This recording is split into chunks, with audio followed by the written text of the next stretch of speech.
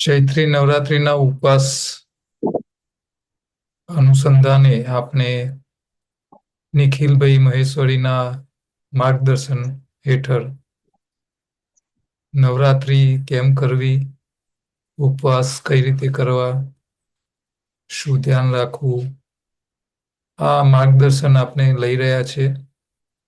ઘણા સાધકો એમના માર્ગદર્શન નીચે નિર્જરા પણ કરી રહ્યા છે. તો એમના જે માર્ગદર્શન થકી જે લોકોને જે અનુભવ થઈ રહ્યા છે એ આપણે લઈશું.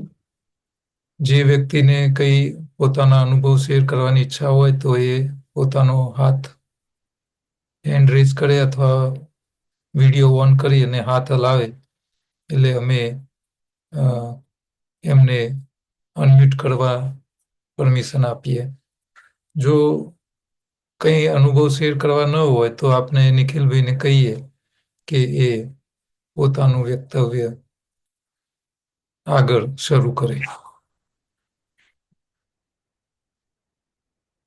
કોઈ વ્યક્તિએ પોતાના કંઈ એક્સપિરિયન્સ શેર કરવાના હોય, કોઈ ક્વેશ્ચન હોય તો પૂછી શકે. અચ્છા, જે લોકો અહીંયા ઝૂમ મિટિંગમાં જોડાય છે એ બધા ખરેખર નવરાત્રિ કરી રહ્યા છે કે ખાલી સમજવા બી આવે છે? ઘણા એવા હશે કે ખાલી સાંભળવા આવતા હોય, નવરાત્રિ ન કરી હોય. નવરાત્રીનો મતલબ નિર્જરા જ કરે એવું નહીં. તમે 3 ટાઈમ રાંધેલું ખાતા હોય ને એક ટાઈમ ઉપર રહો, આખો દિવસ ફરાહાર કરો તો બી ફ્રૂટ ઉપર રહેતા હોય તો બી નવરાત્રી જ કહેવાય.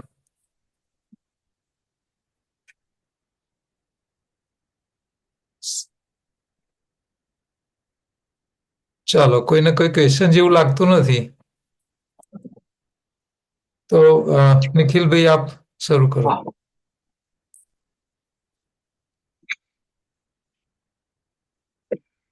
મિત્રો,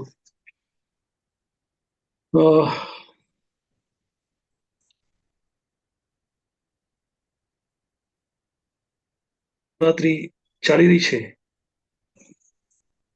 હવે આપણે આવ્યા છીએ કંટક ઉપર. સતત કાલથી લોકોની એક જ ફરિયાદ રહી છે કે સાહેબ તરસ લાગે છે.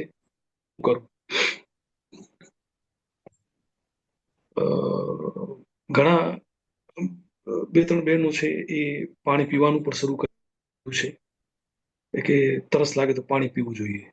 મેં કીધું હા, તમે પી શકો છો. હું હવે આ સંદર્ભે પાતંજલિ યોગસૂત્ર જે છે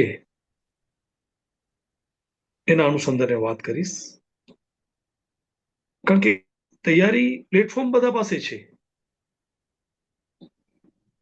પણ એ વસ્તુને સમજવી એ બહુ મહત્વની વસ્તુ છે. કારણ કે તમારા જીવનમાં દુઃખ છે, પીડા છે, તો એમને એમ નથી. એ પીડા કે દુઃખ એક અવસર સ્વરૂપે તમને આગળ એ આવ્યો છે. એ તમારો એક અવસર છે આ દુઃખ અને પીડા.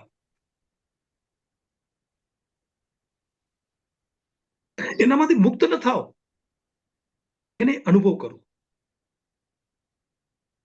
એના જોડે એક સાયુજ્ય સ્થાપિત કરો એ દુઃખ અને પીડા સાથે. એ શારીરિક હોય કે માનસિક હોય. એ જ્યારે એકરૂપ થશો, એને પરમ સ્વીકાર્ય ભાવથી સ્વીકાર કરો, ભાગો નહીં.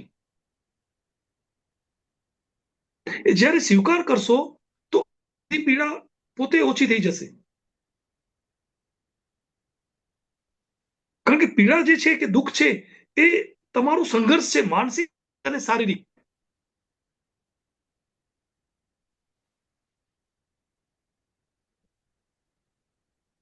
શરીરમાં 1-2 ડિગ્રી ફેરનહાઇટ તાવ છે, સમય જતો નથી. એક જ વિચાર આવે છે કે આ સમય જલ્દી જતો રહે.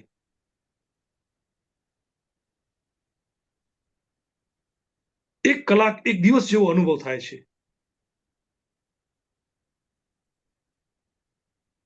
હવે આ સ્થિતિમાં તમે એમાં બદલી કરી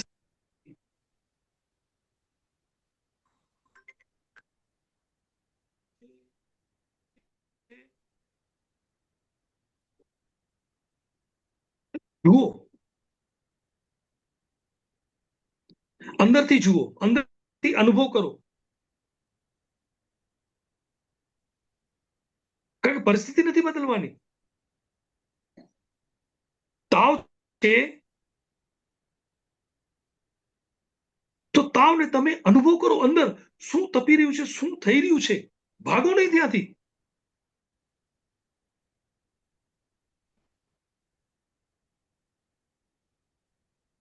કારણ કે આ બધી જે સફાઈની પ્રક્રિયા થઈ રહી છે, પ્રોસેસ થઈ રહી છે, એ પ્રોસેસ પ્રાણ કરે છે.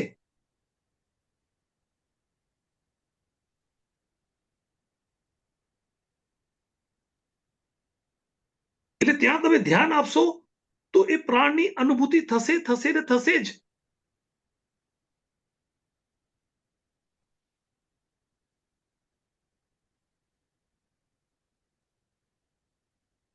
માટે જેટલા પણ ભક્તો છે ભગવાન પાસેથી દુઃખ માંગે છે. કોઈ નથી કીધું કે મને સુખ આપી દીધું.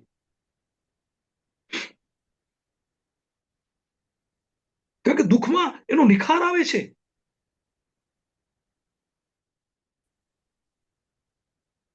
તમારી સમસ્યા જે છે એ સમસ્યા હંમેશ માટે જતી રહેશે. કારણ કે એ સમસ્યાને તમે જીવ્યા છો.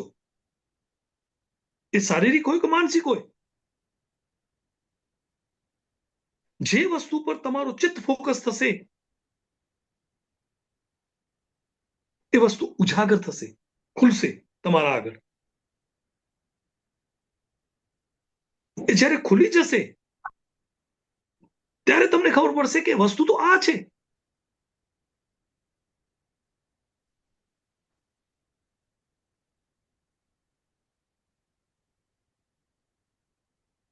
તાવમાં પહેલી વખત આ અનુભૂતિ થશે કે તમે શરીર નથી.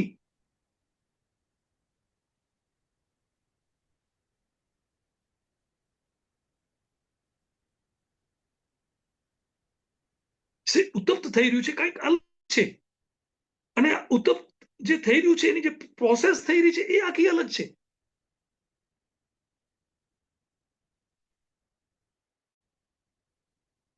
પણ ત્યાં તમારે એ અમુક સમય સુધી તાવ સાથે રહેવું પડે, રહેવું પડે ને રહેવું પડે. એના ઉપચાર ન કરો, કોઈ પ્રકારના ઉપચાર ન કરો.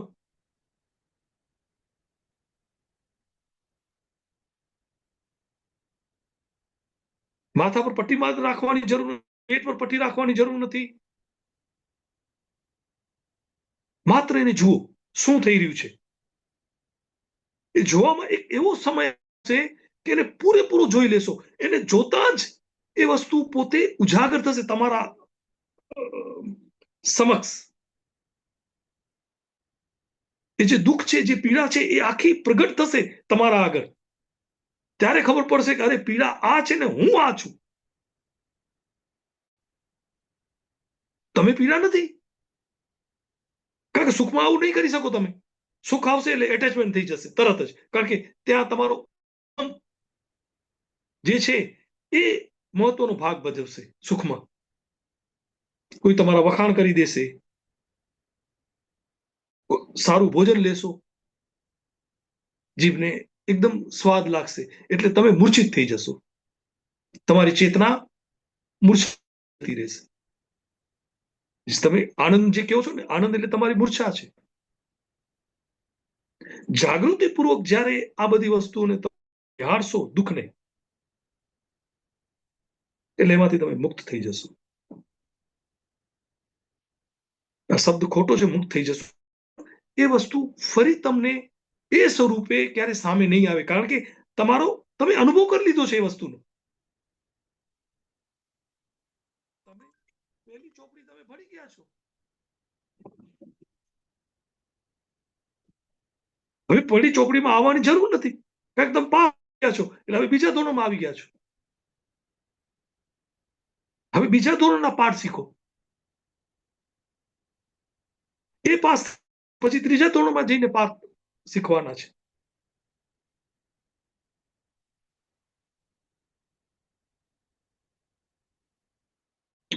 કારણ કે આજે ગઈકાલે જે સ્થિતિ નિર્માણ થઈ છે બધાની, કારણ કે સાંજ સુધી મને સતત ફોન આવ્યા છે અને લગભગની ફરિયાદ એ છે કે ગળું સુકાય છે, ભૂખ તો ખબર નથી, ગળું સુકાય છે, શું કરું સાહેબ? પાતંજલિ યોગ સૂત્રમાં વિભૂતિમાં પાતંજલિ ભગવાન કહે છે, એનો 30મો શ્લોક છે, 30. કંઠકૂપે શ્રુત્રી પાસા નિવૃત્તિ. કંઠકૂપમાં સંયમ કરવાથી ભૂખ અને તરસ ની નિવૃત્તિ થાય છે, ભૂખ અને તરસ મટી જાય છે. તમે કહેશો કે આ કેવી રીતે બને? તમને તો ભૂખ તરસ લાગી છે,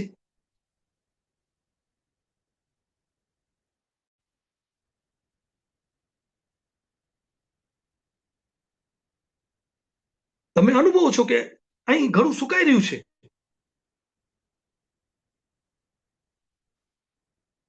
હવે શું કરવું? કેવી રીતે ઘડા પર સંયમ કરવું? કારણ કે આ વસ્તુ તમે અનુભવ નથી. જ્યારે આવી પરિસ્થિતિ નિર્માણ થઈ છે ત્યારે તમે પાણી લઈને પી લીધું છે, અથવા આવી સ્થિતિ નિર્માણ નથી ત્યારે.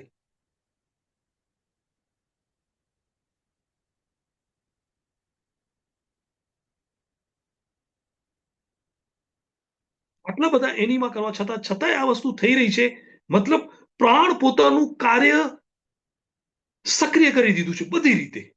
કારણ મારા શરીરમાં એટલો બધો કચરો ભરાયેલો છે જેને એ ડિસ્ટ્રોય કરવા માંગે છે, અને એની જે પ્રક્રિયા છે એકદમ ફાસ્ટ કરી નાખી છે.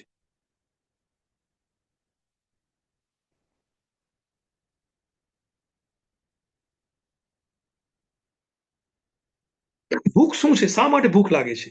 ભૂખથી તમે આખા સમાજ સાથે બંધાયેલા છો.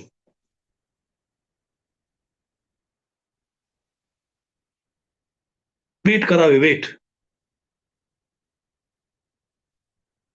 જે કંઈ કરી રહ્યા છો તમે જુઓ, સાંજ સુધી તમારો ચકડોળ ચાલે છે માત્ર પેટ માટે. કોઈ સાહિત્યકાર છે, કોઈ વૈજ્ઞાનિક છે, એનો દ્રષ્ટિકોણ આખો છે. એ પેટ માટે નથી કરતું કોઈ.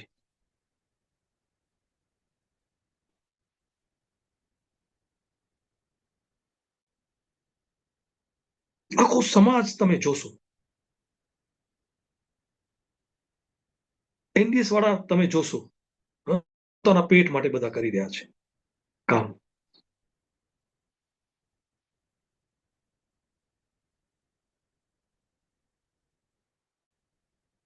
કારણ કે એનાથી તમે સમાજથી જોડાયેલા છો. ભૂખ અને તરસ પ્રાણીઓ છે આ જ વસ્તુ. કારણ કે પ્રાણીઓ પણ પ્રાણથી જોડાયેલા છે. એના પાસે અન્ન કોષ છે, એટલે સ્થૂળ શરીર છે અને પ્રાણ છે. એના પાસે મનોમય કોષ નથી. આપણા પાસે મનોમય કોષ છે.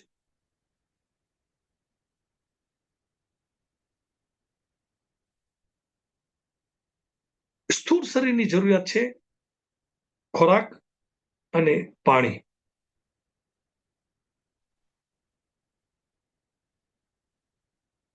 પ્રાણ શરીરની જરૂરિયાત છે, જે પ્રાણ વહી રહ્યા છે નાડીઓમાં, એ શુદ્ધ હોવા જોઈએ. બસ નાડીઓ તમારી ચોખ્ખી હોવી જોઈએ, જેથી પ્રાણનું વહન આરામથી થઈ શકે.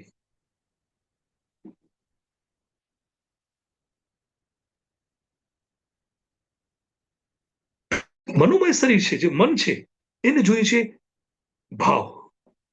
એ ભાવના સાથે જોડાયેલો છે. આજે ઘણા લોકો દુઃખી છે, હોવા છતાંય દુઃખી છે, કારણ કે ભાવ શરીર જાગૃત નથી.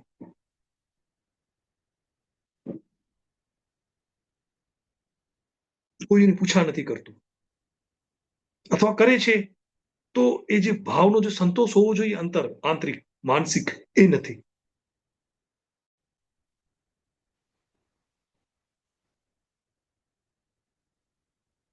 તો એની જે ભૂખ છે મનની એ આ પ્રકાર,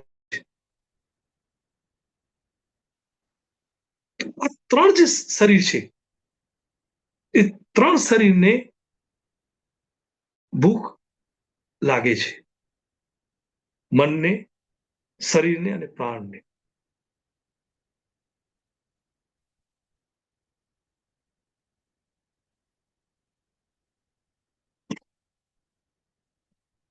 જે વ્યક્તિ કોઈના અનંત પ્રેમમાં હશે, જે ગુરુના સાનિધ્યમાં હશે, એના સાથે આ પ્રાણ શરીર સાથેની તાદાત્મ્ય હશે.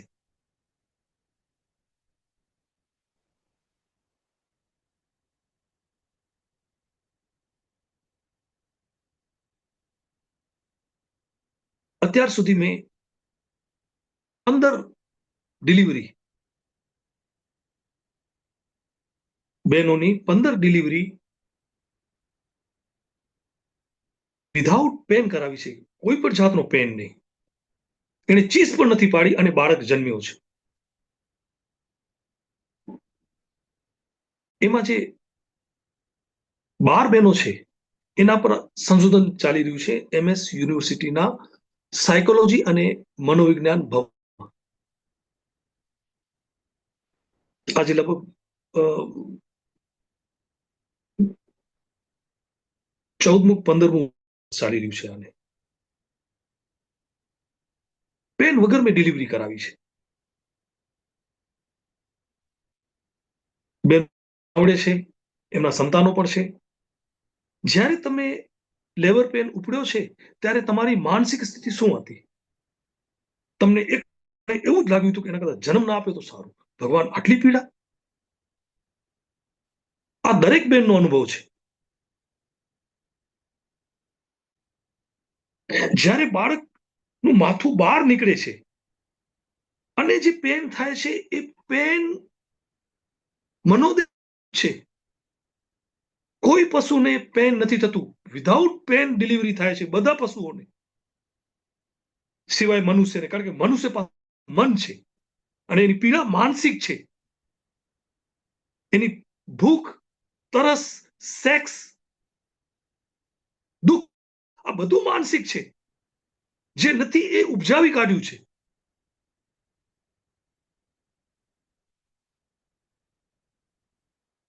માટે આટલા બધા આપણે ગૂંચવાયેલા છીએ. આપણે એ ખબર નથી કે આપણે શું ખાવું, આપણું શરીર શું માંગે આપણે ખબર નથી. ડોક્ટરને પૂછવું પડે, સાહેબ આ બીમારી છે, શું ખાવું? એટલે ડોક્ટર કહેશે કે આ ખાઓ. એ આ ખાધું અને કઈ પ્રોબ્લેમ થયો, ફરી ડોક્ટર પાસે ગયા, સાહેબ ખાધું પણ આ થયું. ડોક્ટર, ઓ તમને તો પછી છે ને આ તમારે છોડી દેવું જોઈએ. અરે એ પણ એ વ્યક્તિ નક્કી કરશે. એની તમને તમારા શરીર સાથે કોઈ સંબંધ નથી અને તમે જેટલા વર્ષના છો એટલા વર્ષ તમે શરીર સાથે રહ્યા છો અને તમારા શરીરની કોઈ ગતાગમ નથી. તમે બેહોશ કેટલા છો શરીર પ્રત્યે, આપ જુઓ તો ખરા.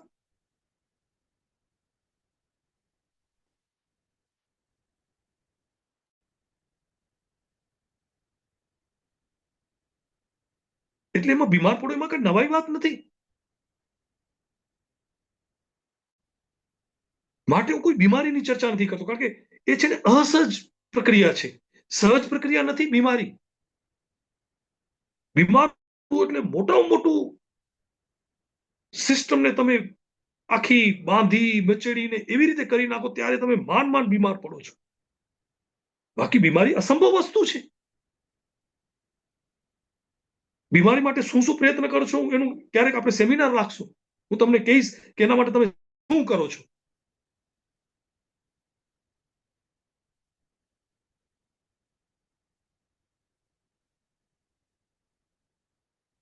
તો એ બહેનોને મેં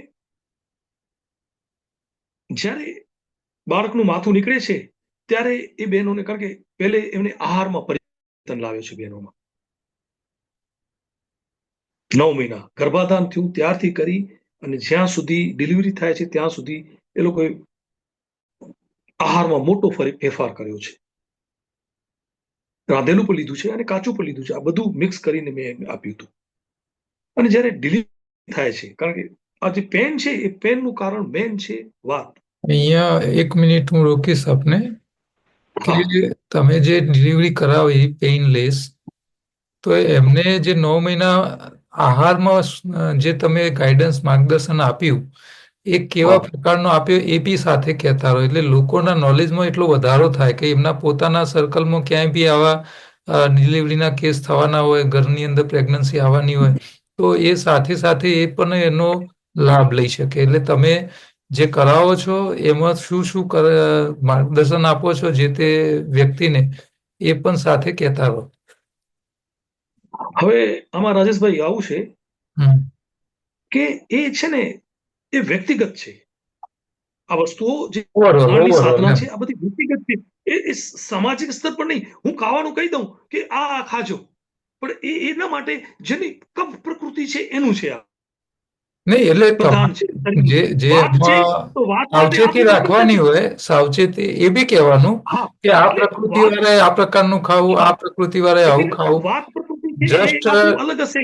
અહીંયા અહીંયા આપણી સાથે જોડાયેલા જે લોકો છે એ મોટાભાગે એનડીએસ વાળા અને યોગાહાર વાળા છે, બરોબર છે, કાં તો યોગ ટીચરો હોય છે. એટલે મૂળ હા તો હેલ્થ કોન્શિયસ લોકોની આખી આપણી આ જમાત છે. હા પરફેક્ટ. અને આ બધાનો મૂળ ઉદ્દેશ એ છે કે આપણા પાસે ચાલુ દિવસે આપણી સાથે કલાક 1.5 કલાક જોડાય છે, એનો મતલબ છે એ હા છે કે એ લોકો હેલ્થ કોન્શિયસ છે અને સમાજને કંઈક આપવા હા માંગે છે. પોતે તો સારા થવા 100%. માંગે છે ને લોકોને આપવા માંગે છે. હા એટલે આપણે એમને પણ આપણાથી જેટલી હા તો ગાઈડ કરી શકાય એ હા રીતે એમને હા માર્ગદર્શન હા આપતા રહીએ. હવે ધારો કે એક બેન છે જેનું શરીર દુબળું પાતળું છે કન્ડિશન અને પ્રમાણે, હા, એના જે તમે એ પ્રમાણે બી કે ભાઈ ડુબલું પતલું હોય તો એને શું હા કરવું, પિત્ત વાળો હોય તો એને શું ધ્યાન હા રાખવું, કફ તો વાળો શું ધ્યાન રાખવું. એ હા તો એ જે વસ્તુ છે તો એને ખાટી વસ્તુ એને એવોઇડ કરવાની. એને હું ખાટી વસ્તુ નથી આપતો, બને એટલું મીઠું. અને એ ડાયાબિટીસ છે કે નહીં એ બધું પણ એ ધ્યાન રાખવાની બાબત છે. અને જેને રોગ છે, જે લોકોને એનોને થોડા ઘણા પણ, તો એ નહીં કરી શકે. એની પૂર્વ શરત છે કે તમારું શરીર સંપૂર્ણ રીતે સ્વસ્થ હોવું જોઈએ. તમે કોઈ પ્રકારની દવા લેતા હો અને તમે કહો કે હા મારે આ કરવાનું છે, તો એ નહીં થઈ શકે. તમારું એ જે 15 બહેનો છે એ 15 બહેનો સંપૂર્ણ રીતે 6 મહિનાથી સ્વસ્થ હતી. કોઈ દવા નથી લીધી એમણે. ગર્ભાધાનથી પહેલે 6 મહિના એનું આખું મોનિટરિંગ થયું છે. તો એ આહાર મેં આપ્યું છે. અમુકને મેં 9 વાગે સુધી નિર્જળા કરાવે છે જાગ્યા પછી, કોઈને 12 વાગ્યા સુધી, કોઈને 1 વાગ્યા સુધી નિર્જળા કરાવે છે. પછી રસાહાર કરાવ્યો છે. ગ્રીન જ્યુસ નહીં પણ એ રસાહાર કરી અને પછી એ ફ્રૂટ જ્યુસ અને જે રીતે લેતા હોય એ રીતે બધું કરાવ્યું છે. ગ્રીન ચટણી આપેલી છે. આ બધી પ્રિપરેશન કરીને આખું તૈયાર કરીને આપેલું છે. સોનોગ્રાફી અને એના દ્વારા બાળકની સાઈઝ, એનું વજન, આ બધું પછી નક્કી થયું છે કે કેટલાનું છે, શું છે, બરાબર, કેવી રીતે થશે. એમ ઘણી બહેનો હતી જે ફોર્સ સ્ટેપ માટે વાત કરી હતી. મેં કીધું એ નહીં થઈ શકે. એ નહીં થઈ શકે કારણ કે ડોક્ટર કે આ બાળકનું વજન વધુ છે. મેં કીધું ગમે એટલું વજન હોય, કુદરતે જે આપ્યું છે સિસ્ટમ એ એના માટે આપ્યું છે, નહીં કે એને તોડીને તમે બાળકને બહાર લાવો. એ કુદરતી પ્રક્રિયા છે. એટલે આ એક પ્રોસેસ મેં કરાવી છે. રાત્રે એમને રાંધેલું ભોજન, રાંધેલા ભોજનમાં ખાસ કરીને મિલેટ્સ, જુવારનો રોટલો, ગ્રીન વેજીટેબલની સબ્જી, જેમાં નહિવત પ્રમાણમાં ઘી, દેશી ગાયનું, કા આપણે તલનું તેલ અથવા નારિયેળના તેલમાં વઘાર કરીને આપવાનું. બરાબર. આ આખું ડાયટ પ્લાન કરીને આપ્યું હતું. એ પ્રમાણે એ લોકો કરેલું છે. જે બહેનોને 2 મહિના પછી વોમિટિંગ થતી હતી એની આખી થોડીક પ્રોસેસમાં ફેરફાર કરવો પડ્યો. જે બહેનોને ગર્ભાધાન પછી વોમિટિંગ થઈ છે એના માટેનું અલગ છે. ઘણાને છેલ્લે વોમિટિંગની આ બધી પ્રોસેસ થાય છે, કારણ કે વોમિટિંગ થવું અસંભવ છે, કારણ કે એ માનસિક સ્થિતિ છે તમારી. કારણ કે તમે જે આહાર લ્યો એ આહાર 6 ભાગે લેવાના છે, તમે 3 ભાગ કરો છો. જ્યારે તમે ગર્ભાધાન થયું છે, તમારા શરીરમાં એક નવજાત શિશુનું નિર્માણ થઈ રહ્યું છે, ત્યારે એને 6 થી 7 મેલમાં કન્વર્ટ કરો અને થોડુંક આપો. પેટ ભરીને નથી આપવાનું.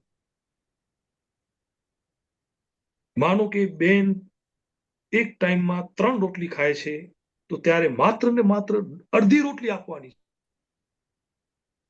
આખી રોટલી પણ નથી આપવાની એને. છતાંય એ અંડર ન્યુટ્રિશન નહીં. આ વાત લખી લેજો. અતિ આહારથી લોકો મર્યા છે, પણ આજે પણ ઇથોપિયામાં લોકો છે જે જીવિત છે અને 80 ને 100 વર્ષના છે, જ્યાં ભૂખમરી છે. આ એક સત્ય ઘટના છે. આ WHO પણ આ વસ્તુની નોંધ લીધી છે. પછી એના પર બધા રિસર્ચ થયા છે હંગર પર, અને પછી એ લોકોને ખબર પડી છે કે ત્યાં કેમ ડાયાબિટીસ નથી, કેમ બીપી નથી, કેમ કેન્સર નથી ત્યાં ઇથોપિયામાં. કારણ કે એના માટે ખાવા તો જોશે ને. તમે તમારું પેટ નથી ભરાતું,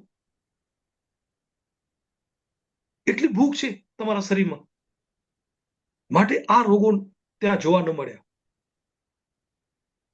એટલે જાપાનીઝ ડોક્ટર યોશિનોરા ત્યાં જાય છે અને ત્યાં આખું સંશોધન કરે છે કે આ કેમ છે. હંગર ઇન્ડેક્સ માપે છે, પછી એમાં એ ટ્રીટમેન્ટ કરે છે.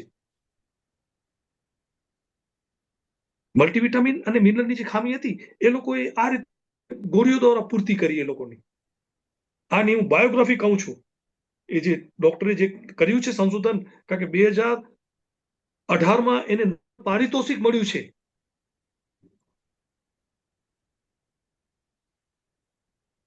અને પારિતોષિક એટલા માટે મળ્યું છે કે ભૂખ દ્વારા રોગોને દૂર કર્યા છે. એનો આખો વૈજ્ઞાનિક રીતે સંશોધન કરી અને એને આખું સંશોધન પૂરું કર્યું છે, અને એને પેટન્ટ કરાવી છે.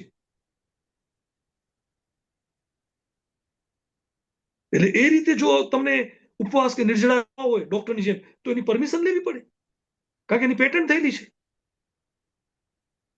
આ દુવિધા જુઓ.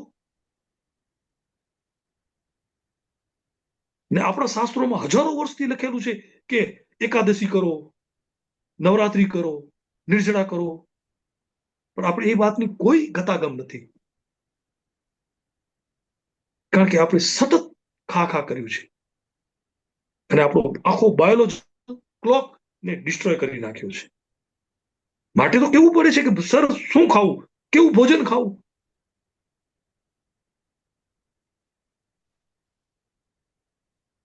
જેટલા પણ લોકો 100 વર્ષની આસપાસ જીવ્યા છે એને પૂછો કે તમારો ડાયટ શું છે. એને બધાના દાંત 100% હશે. 80 વર્ષનો હોય ને એના દાંત ન હોય તો સમજી લેવાનું કે અસંભવ છે 80 વર્ષનો. જેટલા પણ 100 વર્ષના હશે એના દાંત હશે.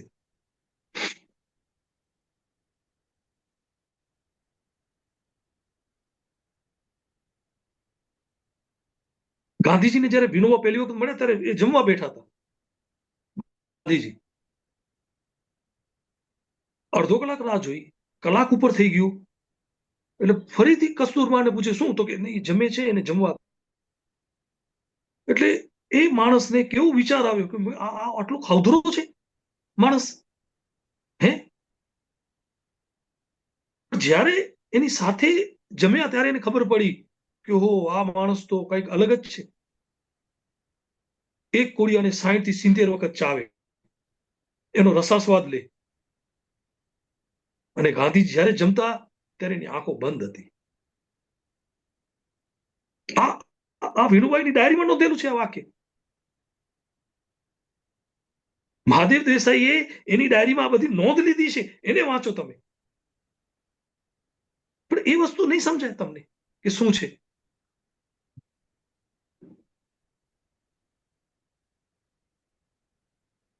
જ્યારે 60-70 વખત એક કોળિયાને ચાવવાથી એ કોળિયો તો ઠીક છે કે એ 5 કે 7 કે 10 ગ્રામનો છે, એમાં 20 ગ્રામની તમારી લાળ ભળે છે. આજે લાળ ભરશે ને એ એને સુપાચે કરી નાખશે, પછી ગમે એ વસ્તુ હોય.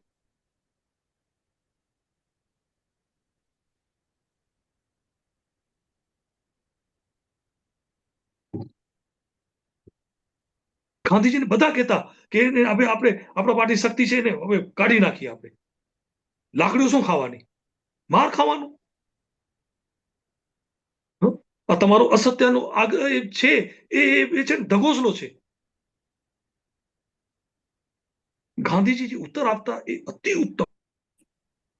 એ લોકો શાંત થઈ જતા, એક શબ્દ ન બોલી શકતા એ પછી. કારણ કે આજે આ વસ્તુ ક્યાંથી આવી, ધૈર્યનું પરિણામ છે. એ જોઈ શકતા હતા દૂર સુધી.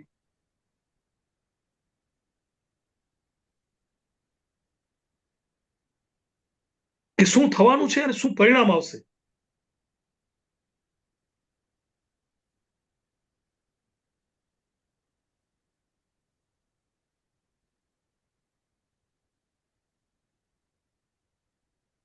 લંડનની પાર્લામેન્ટરી કમિટીને બોલાવવામાં આવે છે. વિચારો ગાંધીજીને, તમે આવીને અમને સમજાવો કે કેવી રીતે આ રામાનું રાજકારણ ચાલે. એના માટે ગોળમેજી પરિષદમાં ગાંધીજી આ જ કર્યું છે. એ મહાદેવભાઈ દેસાઈની ડાયરી વાંચો, તમને ખબર પડશે કે માણસ શું કરે છે ત્યાં, કેવી રીતે વાત કરે છે. જે કોઈને ખબર નથી એ વસ્તુ બહાર આવે છે. એ અંગ્રેજોને દુશ્મન નથી માન્યા, એને હંમેશા મિત્ર તરીકે વાત કરી છે.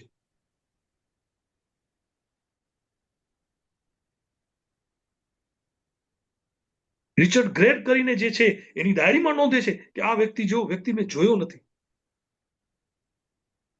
એ આશ્રમમાં રહેતા હતા, ગાંધીજી સાથે જ રહેતા હતા, એ પત્રકાર હતા.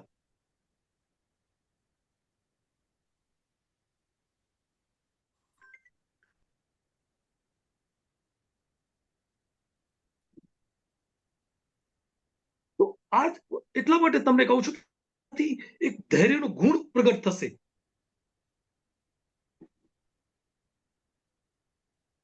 ધીરજ આવશે તમારામાં. ખાવાનું એ ઔપચારિકતા નથી, પેટ નથી ભરવું, એનો આસ્વાદ લ્યો. આસ્વાદ, ગુજરાતી આસ્વાદ એ ડિક્શનરીમાં જોઈ અને એનો અર્થઘટન સમજો તમે. આસ્વાદ, સ્વાદ નહીં, આસ્વાદ.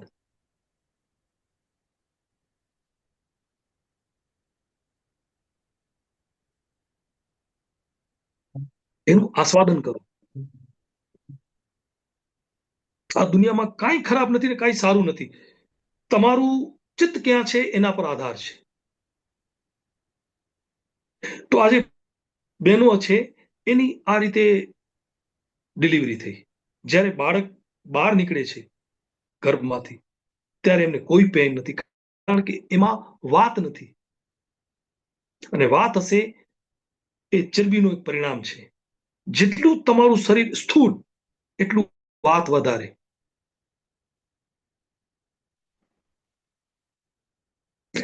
પ્રેગ્નન્સી દરમિયાન એ લોકોએ જે ફેટી એસિડની ટેસ્ટ થઈ, લિપિડ પ્રોફાઇલ, અને એમાં એ લોકોનું એચડીએલ લેવલ ખૂબ વધી ગયું હતું.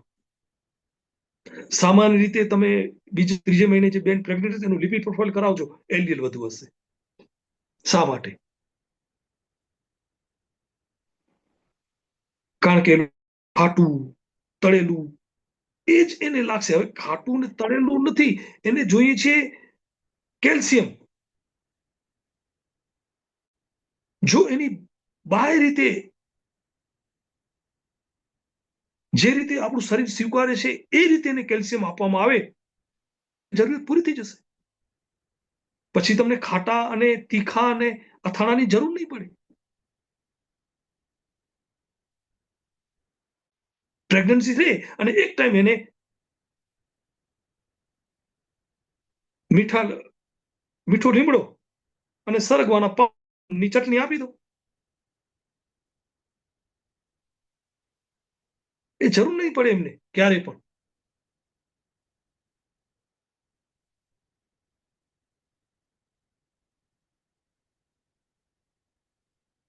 હવે આ મીઠો લીમડો અને આની ચટણી છે એ કેવી રીતે ખાવી એ બહુ મહત્વની વસ્તુ છે.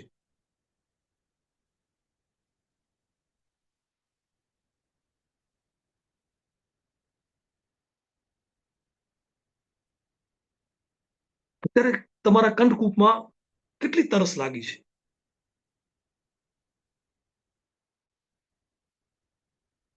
પાણીની બદલે કોઈ ઝેર આપી દે ને તમે તો પી જાઓ એવી સ્થિતિ છે. આવી જયારે સ્થિતિ નિર્માણ થાય ને ત્યારે સ્વાદ ગૌણ વસ્તુ થઈ જાય. ત્યારે જે હશે એનો તમે સ્વીકાર કરશો. જે મળશે પછી લીલી ચટણી હોય કે ગમે હોય, સ્વાદ એ બીજી નંબરની વાત આવશે. તમારા પેટ ભરેલા છે એટલે તમને સ્વાદ મહત્વની વસ્તુ લાગે છે.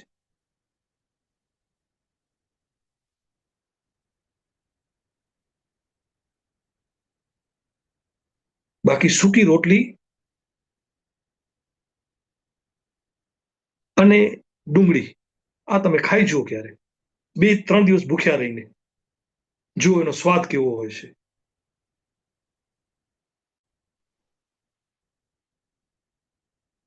પકવાનમાં તમે જે જમો છો એના કરતા વધારે સ્વાદ એમાં આવશે, હું ગેરંટી આપું છું.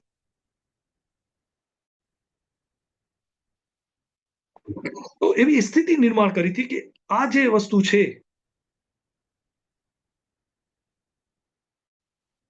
ગ્રીન ચટણી એ પણ એ બેનો એટલી પ્રેમથી ખાતી ધીરે ધીરે જાણે એમાં સ્વાદ આવતો હોય. જ્યારે આ ભાવથી તમે ખોરાકને ગ્રહણ કરો છો તો એની એની એની એની માત્રા એની શક્તિ અનેક ગણી વધી જાય છે. અનેક ગણી.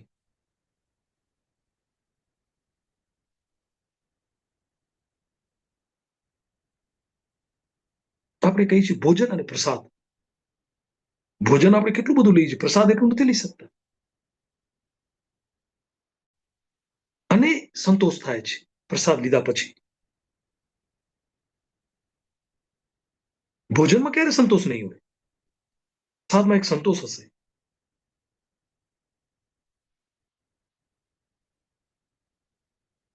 એટલે જ્યાં પણ પ્રસાદ હશે એ અપાતું હશે. કારણ કે એના પાછળ હેતુ સામાજિક જે વસ્તુઓ છે એની આખી અલગ બાબતો છે એમાં. માટે પ્રસાદ છે. અને એ સૂક્ષ્મ ફરક છે પ્રસાદ અને ભોજન વચ્ચે. છે એ ભોજન જ છે, પણ એને પ્રસાદ રૂપે ગ્રહણ કરો છો ત્યારે તમારા દેહની અને મનની સ્થિતિ જુદી છે. કારણ કે તમે માત્ર દેહ નથી, મનોદેહિક છો. તમે પશુ નથી.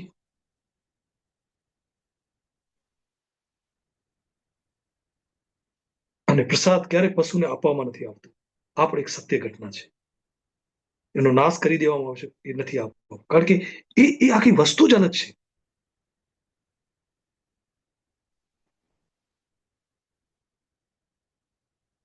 એના પર પારૂલ શાસ્ત્રીજીએ એક આખો એક દિવસ એને આ લેક્ચર કરેલો છે પ્રસાદ પર.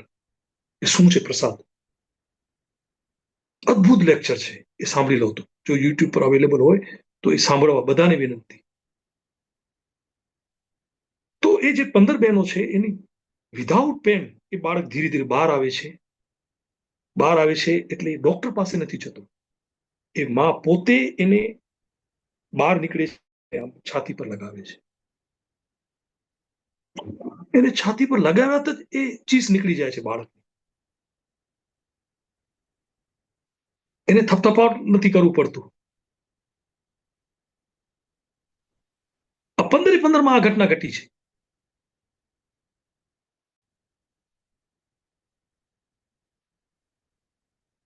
સીધી છાતી પણ એને રાખ્યો છે, દૂધ નથી આપ્યું હજી, છાતી પણ એને રાખ્યો છે.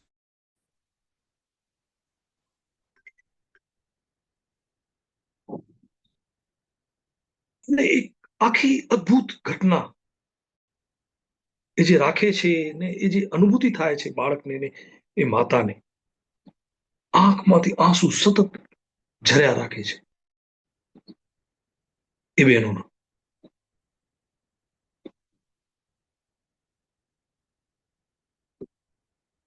આ સુધી તો બરાબર ચાલી રહ્યું છે. હવે તમે જોજો,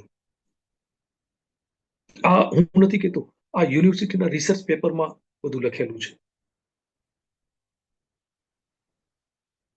બાળક રડતું નથી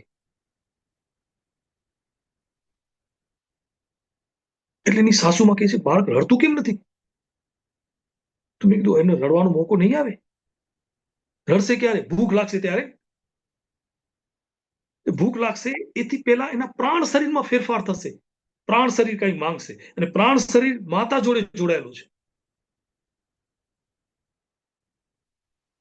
એટલે જ્યારે બાળકને ભૂખ લાગી છે એનાથી 10 મિનિટ પહેલા માં એને ધાવણ આપી દે છે. હજી એ સ્થિતિ નિર્માણ નથી થઈ ત્રીજી, અને બાળક જેટલું જોઈએ એટલું વધારે ધારતું નથી. એ વધારે ધાશે, મોઢામાંથી ફરી બહાર કાઢશે. એ પ્રક્રિયા નહીં થાય ત્યાં. એ જે ફોદા ફોદા બહાર કાઢે છે એ અતિ આહાર છે, કારણ કે તમે એને આહાર વંચિત રાખ્યો છે. માટે આ લોકોના આવડા બધા પોડા પેટ છે તમારા. આ આજનું નથી, આ આ કારણ તમારા બર્થ સાથે સંબંધ છે, જન્મ સાથે.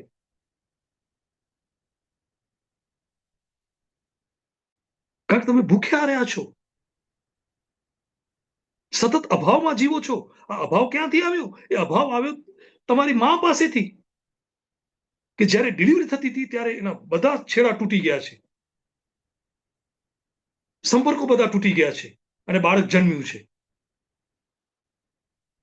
એના કરતા બાળક ન જન્મવું એ ઉત્તમ વસ્તુ હતી.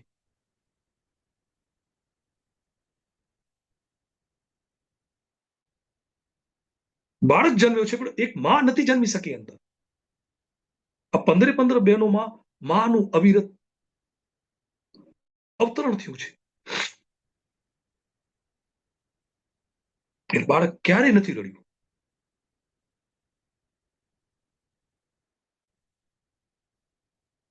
બાળક બીમાર નથી પડ્યું, અને જ્યારે બીમાર પડ્યું છે ત્યારે માને પહેલે ખબર પડી છે મારા બાળકને હવે શરદી થવાની, કફ થવાનો છે, આ થવાનો છે, આ થવાનો છે, એક દિવસ પહેલા.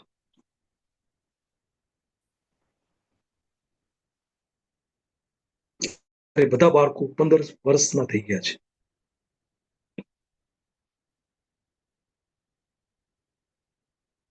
પણ એ માતાજીને પૂછ્યા વગર એક પણ નિર્ણય નથી લેતા, અને માતાજી એને રોકતી પણ નથી કે બેટા આવું ન કર.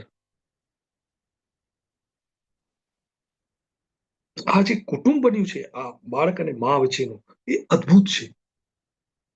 હું તમને અમુક એડ્રેસ, તેની મુલાકાત લેજો, તમને ખબર પડશે કે શું વસ્તુ છે આ વચ્ચે, શું ચાલી રહ્યું છે.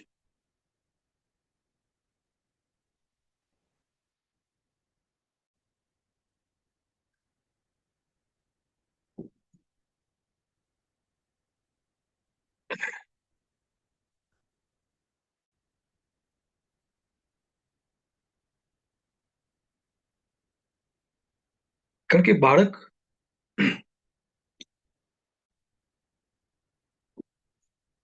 એ માત્ર એક કોષ તમારા પાસે છે, એક કોષ તમારા હસબન્ડ પાસે છે, એનું મિલન થાય છે, અને પછી જે સરવાળો અને જે ચાદર વીણાય છે, કબીરની ભાષામાં કહું તો, જીની જીની બીની ચદરિયા, જ્યો કે ત્યો ધર ચંદ્રિયા, એની તાણા એ આખી પ્રોસેસ આમાં આવી ગઈ છે.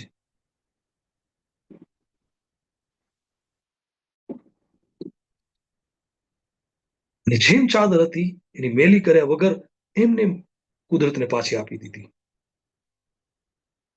સંસારમાં રહીને. આ એક આધ્યાત્મિક ગરિમા છે. હવે આ સ્થિતિ નિર્માણ નથી થતી એના મુખ્ય કારણો આ બધા છે. કંઠકૂપ પર બધાનો જુઓ હાલત શું છે, બધાની તરસ લાગી રહી છે, આ લાગી રહી છે, એને અનુભવ કરો. પાણી ન પીઓ, જુઓ શું થઈ રહ્યું છે. કારણ કે તમે એનીમાં કરો છો એટલે શરીરની જે તરસ છે એ તો ત્યાંથી લઈ લે.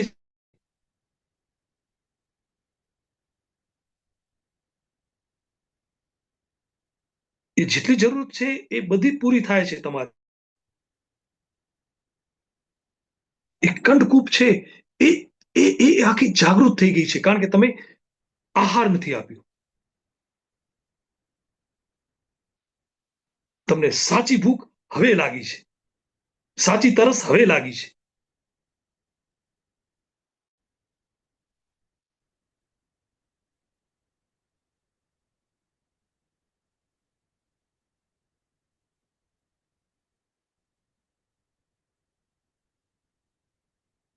અને હવે તમે જે કંઈ ખાશો એ બધું સુપાચ્ય છે.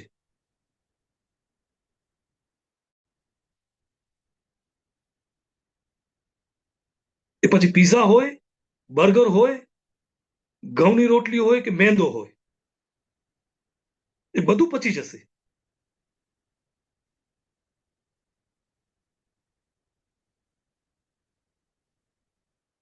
આ સ્થિતિ નિર્માણ કરવી એ જરૂરી છે. આ નિર્જરા એમને એમ નથી, કોઈ કાલ્પનિક કે પેલી વાતો નથી. એનું આધ્યાત્મિક કારણ આ છે જે આજે બધાએ કાલે અનુભવ્યું. મને અંદરથી ખૂબ આનંદ થયો કે આ સ્થિતિ બધાની નિર્માણ થઈ. અને બધાને વંદન કરું છું કે આ સ્થિતિમાં તમને ઈશ્વરે પ્રાપ્ત કરાવી છે. એટલે હવે આ સ્થિતિ જે બની એના પર તમે ધ્યાન આપો. ધ્યાન આપો નહીં, ધ્યાન રહે જ છે. જુઓ તમે, ધ્યાન આપવાની જરૂર નથી. ત્યાં ધ્યાન સતત રહે છે કે આ સુકાયેલું છે, પેટમાં કંઈક થઈ રહ્યું છે. નાભી કેન્દ્ર સતત કંપે છે, તમે જુઓ. તમને એવું લાગે છે કંઈક થાય છે, કંઈક થતું નથી. નાભી કેન્દ્ર આખું જાગૃત થઈ ગયું છે. એ જે પ્રાણ છે એ પ્રાણ પોતે ગતિમાન થઈ ગયા છે અંદર બધું ઠીક કરવા માટે. આ તમારી ચરમ અવસ્થા છે સફાઈની.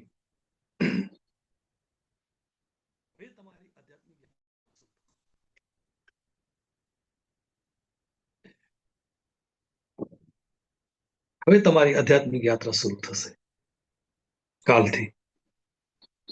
કારણ કે હવે આખા શરીરમાં અમુક પરિવર્તન આવશે જે હું તમને કહીશ. એ પ્રકારના ફેરફારો થશે શરીરમાં અને મનમાં. તમારી કામનાઓ, વાસનાઓ લગભગ ક્ષીણ થઈ ગઈ છે. જુઓ તમે, જે વસ્તુ તમે સતત પાછળ પડ્યા હશો કે આ થવું જોઈએ, આ કરવું જોઈએ, એ બધી વસ્તુઓ ગૌણ થઈ ગઈ હશે. જુઓ, અને તમે સ્વમાં સ્થિર થતા જાઓ છો ધીરે ધીરે.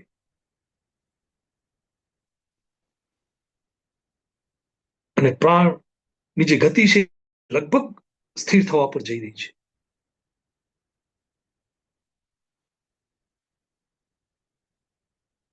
આ માત્ર શારીરિક ચિહ્નો નથી, આ એક આધ્યાત્મિક ચિહ્નો છે જે શરીર પર પ્રગટ થઈ રહ્યા છે. એનો સત્કાર કરો, એને જીવો, એને અનુભવ કરો. એનાથી દૂર ન ભાગો કોઈ વસ્તુથી. આ 3 દિવસ જે છે એ બહુ મહત્વની વસ્તુ છે, મહત્વના દિવસો છે. અને આમાં જે લોકો કરી રહ્યા છે નિર્જળા, એને મારા વંદન છે. અને સતત મારું ધ્યાન અને મારી ઉર્જા એ લોકો પર કેન્દ્રિત છે. સતત એનું સ્મરણ કરું છું અથવા થઈ રહ્યું છે. એટલે એ ક્યારેય પણ ચિંતા ન કરે લોકોને કઈ તકલીફ પડશે.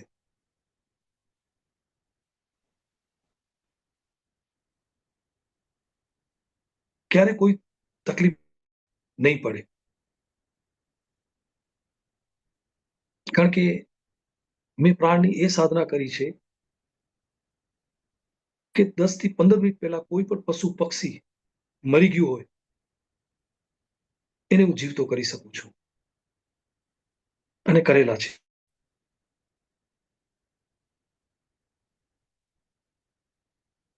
માત્ર હાથમાં રાખીને કરેલા છે. એ પ્રાણ આ વસ્તુ છે.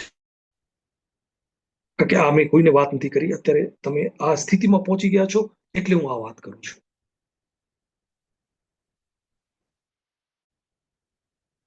મારા 10 મીટરની રેડિયેશનમાં 10 મીટરના મારા રેડિયેશનમાં મૃત્યુ અસંભવ છે. ન મરી શકે.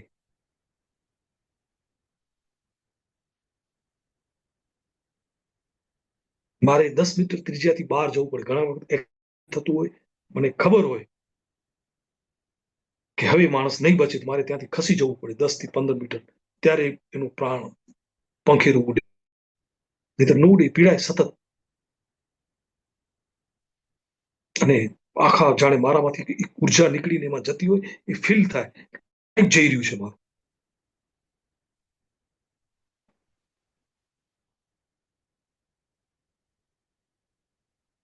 અને ત્યારે થાક લાગે અને તકલીફ પડે એ અજબ ગજબની હોય છે. માટે હું કોઈ હોસ્પિટલોમાં બને ત્યાં સુધી નથી જતો. ટાળું જવાનું.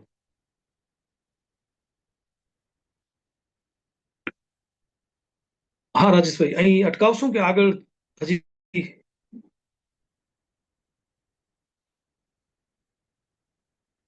થયો અથવા છે. કોઈના પ્રશ્નો હોય? અને હા ભલે એક બે વાત જરા મારે તમને પૂછવી છે કે તમે જે હા કીધું કે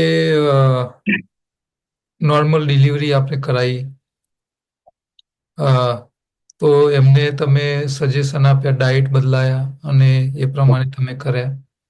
હા પછી તમે કહો છો કે ભાઈ 10 મિનિટની અંદર ડેથ થઈ હોય પશુ પક્ષીનું તો તમે એને જીવંત કરી શકો છો.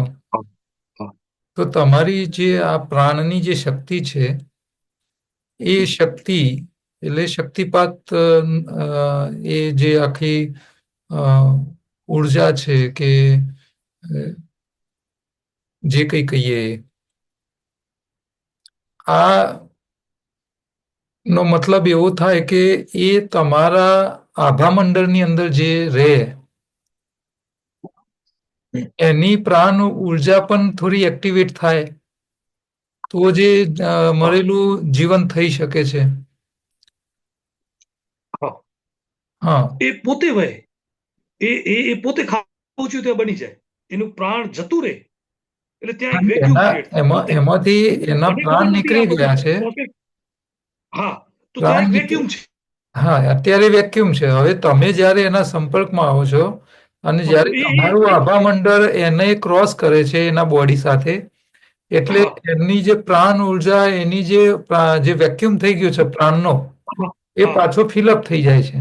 હા અને ફિલઅપ થઈ ફિલઅપ જાય. થઈ જાય છે એટલે એનામાં જીવ પાછો પાછો આવી જાય છે. હા હા બરોબર? હા તો હા હવે આપણા જે સનાતન અને આપણા શાસ્ત્રો જે કહે છે કે વ્યક્તિનું જ્યારે મૃત્યુ થાય છે એટલે એનો આત્મા એના શરીરની બહાર નીકળે છે. હા તો આવા સમયે જ્યારે ડેથની સ્થિતિ છે તો એનું હમ, શરીર એનો આત્માથી બહાર નીકળી ગયું હશે.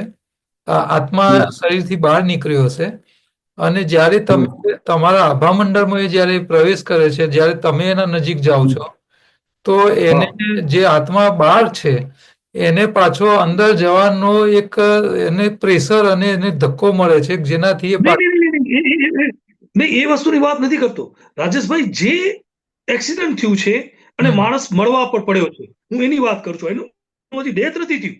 ઓકે. ઓકે, એટલે એનું એનું મૃત્યુ નથી થઈ થયું. ગયું છે. હા, પણ એ હવે બસ મરવાનો જ છે. એ મરવાનો છે એટલે ત્યાંથી મારે ખસી જવું પડે. નહીં, તમે એને મરવાનું છે એટલે તમે ખસી જાઓ છો. આ તો જસ્ટ હા જેનું થોડા સમયની અંદર તમે કહો છો કે 5-10 મિનિટની અંદર મૃત્યુ થઈ હા ચૂક્યું છે. થઈ નહીં, ચૂક્યું છે ચૂક્યું છે એટલે એમાં હું કાંઈ નહીં કરી શકું. એ મનુષ્યમાં નહીં કરી શકું.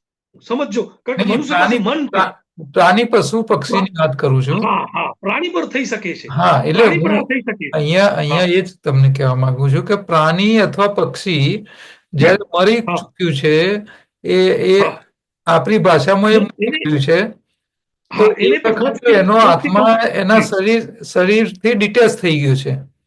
હા બરાબર? એ 10 હવે 15 મિનિટ. જ્યારે તમે એના આભામંડળ એના શરીર હા સાથે તમે નજીકમાં આવો છો, એટલે હા તમારું જે પ્રાણ ઉર્જા હા જે છે, એ ઉર્જા હા એ પક્ષીનું કે પ્રાણીનું જે આત્મા બહાર નીકળ્યો છે એને, હા કારણ કે આપણા શાસ્ત્રો એવું કહે છે કે વ્યક્તિ જ્યારે મૃત્યુ પામે છે એટલે એનો જે આત્મા છે એ શરીરમાંથી બહાર નીકળ્યા પછી એનો આત્મા શરીરને જોવતો હોય છે અને એ પાછો એ હા શરીરમાં ઘૂસવાનો પ્રયત્ન કરતો હોય છે.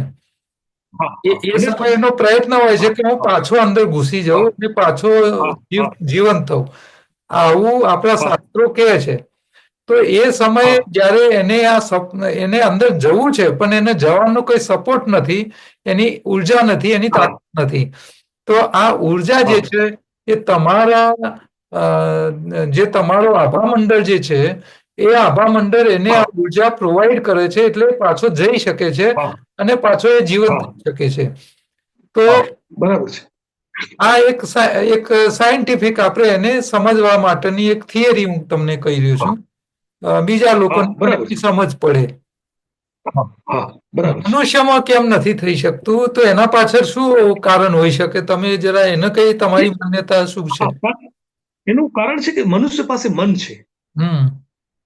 મન છે. આપણે જુઓ, આપણે ઘણી વખત કહેતા હોઈએ છીએ કે યાર આ પરિસ્થિતિ શા માટે ભગવાને નિર્માણ કરી છે. એના કરતા ભગવાન ઉપાડી લેતો. અને ખરેખર ભગવાન ત્યારે ઉપાડવા આવે ત્યારે કે ના ના ના, મારા આ કામ બાકી છે. બરોબર છે. હા, તો આ મન છે. આ મન છે. પશુ પાસે મન નથી, પક્ષી પાસે મન નથી, એટલે આ દુવિધા નથી. બરોબર છે. એ મનને લીધે એ આખો મનો એનો જે મનો છે એ ક્રોસ કરવો પડે મારે. એ હજી એ સ્થિતિ નથી કે હું એને ક્રોસ કરી શકું. બરોબર છે. હવે એમ બીજી વસ્તુ કે જ્યારે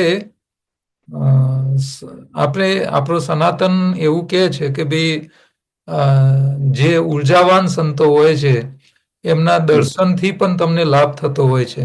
બરોબર છે. હા તો આ જે હા દર્શન એટલે તમે એના સીધા સંપર્કમાં જાઓ છો, એમના નજીક જાઓ છો અને હા નજીક જાઓ છો એટલે એના આભા મંડળની અંદર તમારો પ્રવેશ થાય છે. અને જ્યારે આભા મંડળમાં પ્રવેશ થાય છે ત્યારે તમારી પ્રાણ ઉર્જામાં કંઈક ચેન્જ આવે છે, તમને કંઈક એના બેનિફિટ મળે છે. તો હા આ જે આપણી સનાતની જે સંસ્કૃતિની જે વાતો છે એ અહીંયા હા તમારા કહેવા પ્રમાણે એ પ્રૂવ થાય છે કે હા જે યોગી છે, જે તપસ્વી છે, કારણ કે એને તપ હા દ્વારા પોતાના આભા મંડળને, પોતાના પ્રાણ ઉર્જાને એને ઉર્જાવાન કરેલું છે અને એ ઉદાહરણ તરીકે ઉર્જાની અસર ઉદાહરણ. એના જે કઈ હા સાધકો હોય કે એના જે નજીક જવાવાળા હોય એને લાભ મળે. તો જે રીતે મંદિરોમાં પણ પ્રાણ પ્રતિષ્ઠા કરવામાં આવે છે, તો મંદિરોમાં જે પ્રાણ પ્રતિષ્ઠા થાય છે અને જ્યારે મૂર્તિમાં પ્રાણ પૂરવામાં આવતા હોય છે, એટલે મેં એવી એક ઘટના વિશે સાંભળેલું કે એક ગામની અંદર હા બળિયાદેવની એક મૂર્તિની પ્રાણ પ્રતિષ્ઠાનો પ્રસંગ હતો. તો હા ગામ લોકોએ જે મને વાત કરેલી એ પ્રમાણે કે જ્યારે મૂર્તિની પ્રાણ પ્રતિષ્ઠા કરવાની હતી, એટલે મંડપની અંદર જે યજ્ઞ ચાલતો હતો, ત્યાં આગળ જે મૂર્તિની સ્થાપન કરવાની હતી, તો એક વ્યક્તિ એ મૂર્તિ ઉઠાવી અને યજ્ઞ મંડપમાં લઈ આવે છે અને ત્યાં એની સ્થાપના કરવામાં આવે છે. પછી યજ્ઞો ની વિધિ ચાલે છે, પ્રાણ પ્રતિષ્ઠાની આખી વિધિ ચાલે છે અને આ વિધિ પતી ગયા પછી જ્યારે એ મૂર્તિનું મંદિરમાં સ્થાપન કરવાનું હોય છે, ત્યારે જે વ્યક્તિ પ્રાણ પ્રતિષ્ઠા પહેલા જે વ્યક્તિ આખી મૂર્તિ ઉઠાવીને લઈ આવ્યો હોય છે, એ વ્યક્તિ એકલો પાછો લઈ અને મંદિરમાં સ્થાપના કરી શકવો જોઈએ. પરંતુ એ લોકોનું કહેવું એવું હતું કે ભાઈ એ સમયે જ્યારે પ્રાણ પ્રતિષ્ઠા થઈ જાય છે પછી એ મૂર્તિને કમસે કમ 2 થી 3 વ્યક્તિઓ ઉઠાવે ત્યારે ઉઠી અને મંદિરમાં મૂકી શકાય.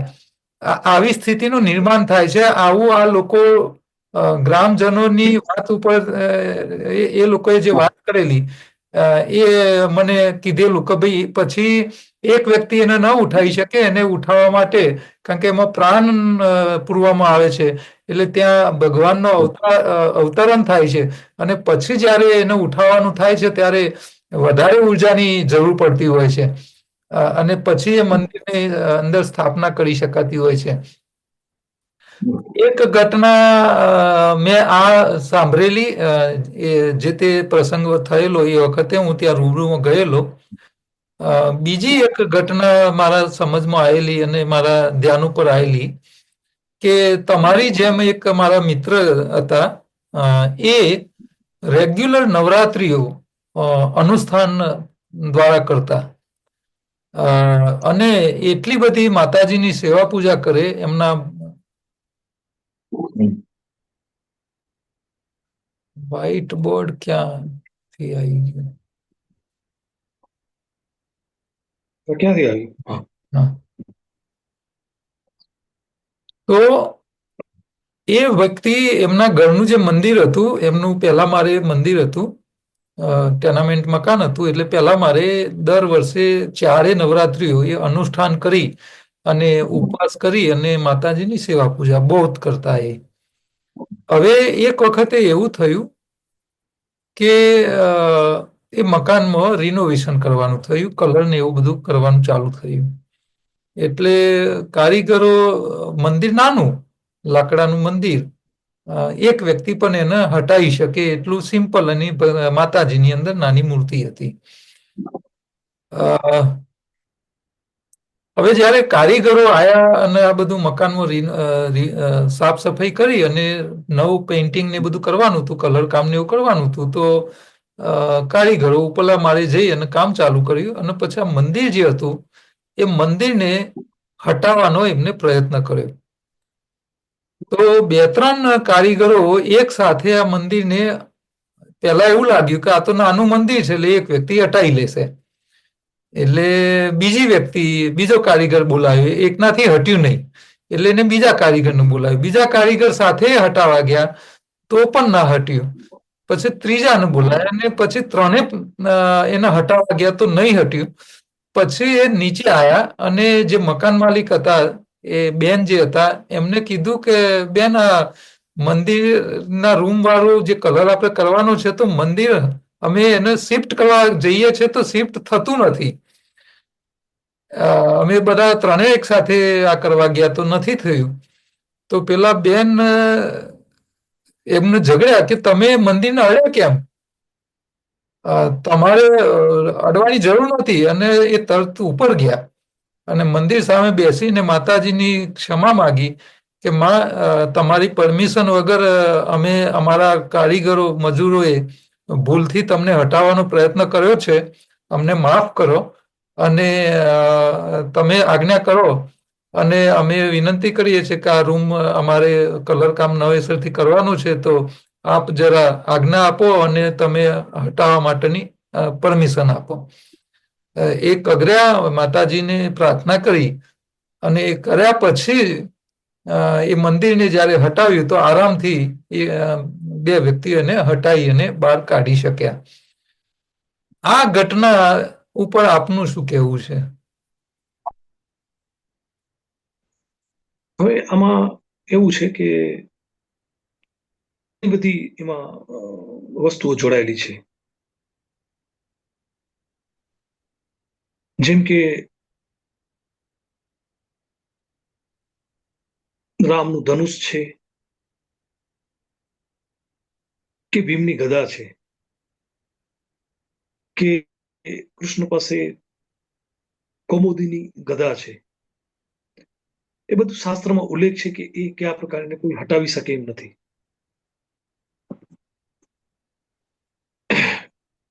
હવે જ્યારે એ કોઈ વસ્તુમાં તમે પ્રાણનું પ્રતિષ્ઠા કરો છો, એ કેટલું પ્રતિષ્ઠિત થાય છે એના પર આધાર છે. હા, એટલે એ તો જરૂરી છે ને, એ થયું હશે તો એની ઇફેક્ટ આવશે, એ સિવાય તો આવવાની નથી.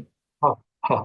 એટલે આ બધી વસ્તુઓ અસર કરે છે એકબીજા પર. તો એવું બની શક્યું હોય આ થઈ શકે. હવે એની વિપરીતમાં હું વાત કરું તો હું જ્યારે લામાઓ પાસે રહેતો ત્યારે ભૂસ્ખલન થયું હશે, શિલાઓ રસ્તા પર પડી હશે. હવે એક શિલાનું વજન ઓછામાં ઓછું 100 થી 150 ટન હશે. 100 થી 150 ટન, બરાબર.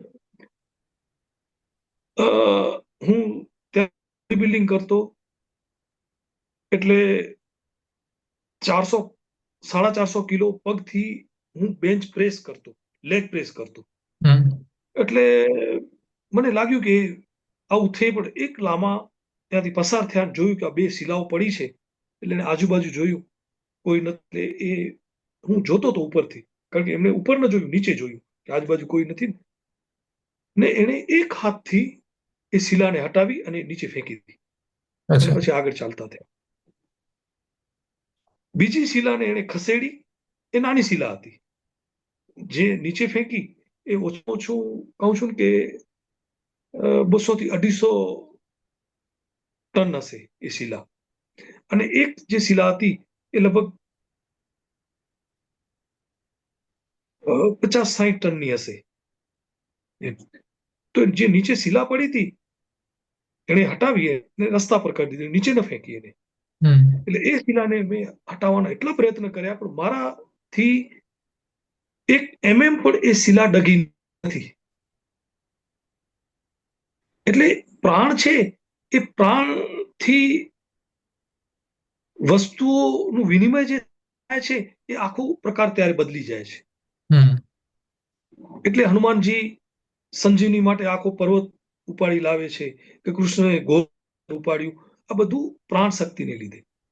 એટલે એટલે હું કહેવાનો મતલબ કે આ બધી જે ઘટનાઓ થાય છે એ ખાલી કપોળ કલ્પિત નથી.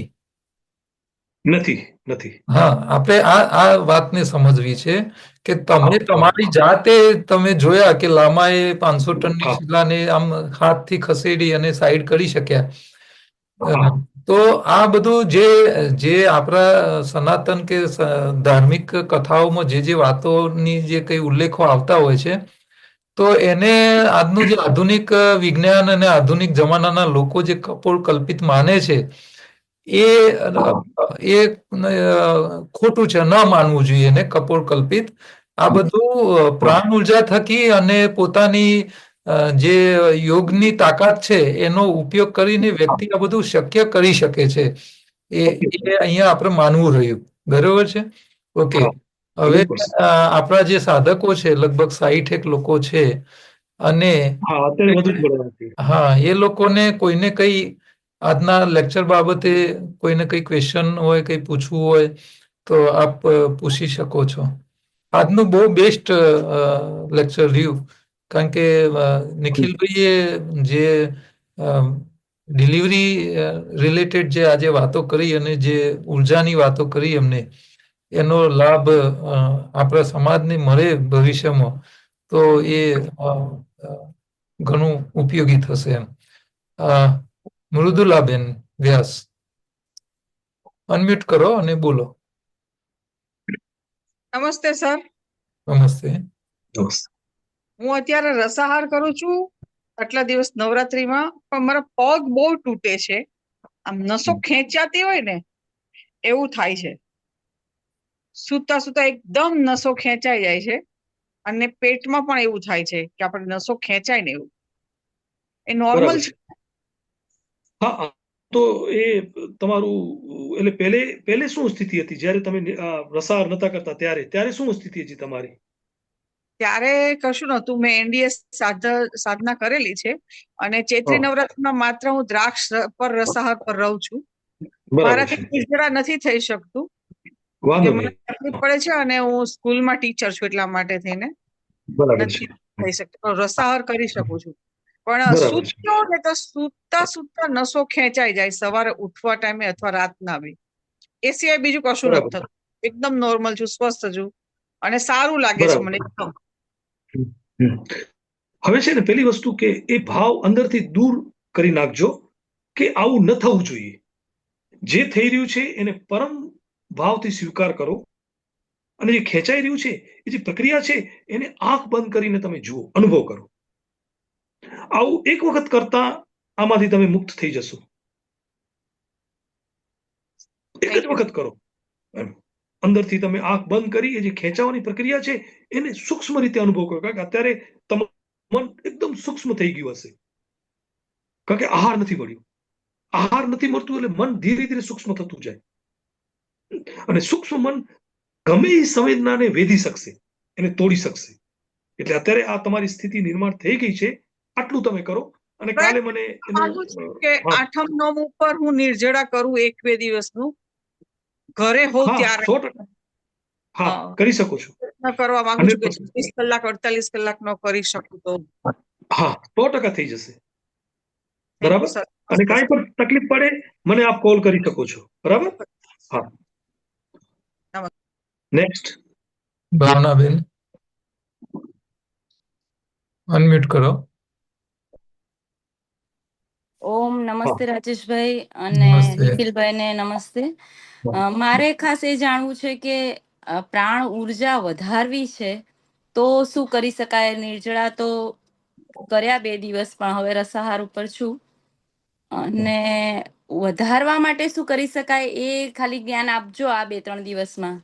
હા, હવે મારે એક વાત કહેવી છે કે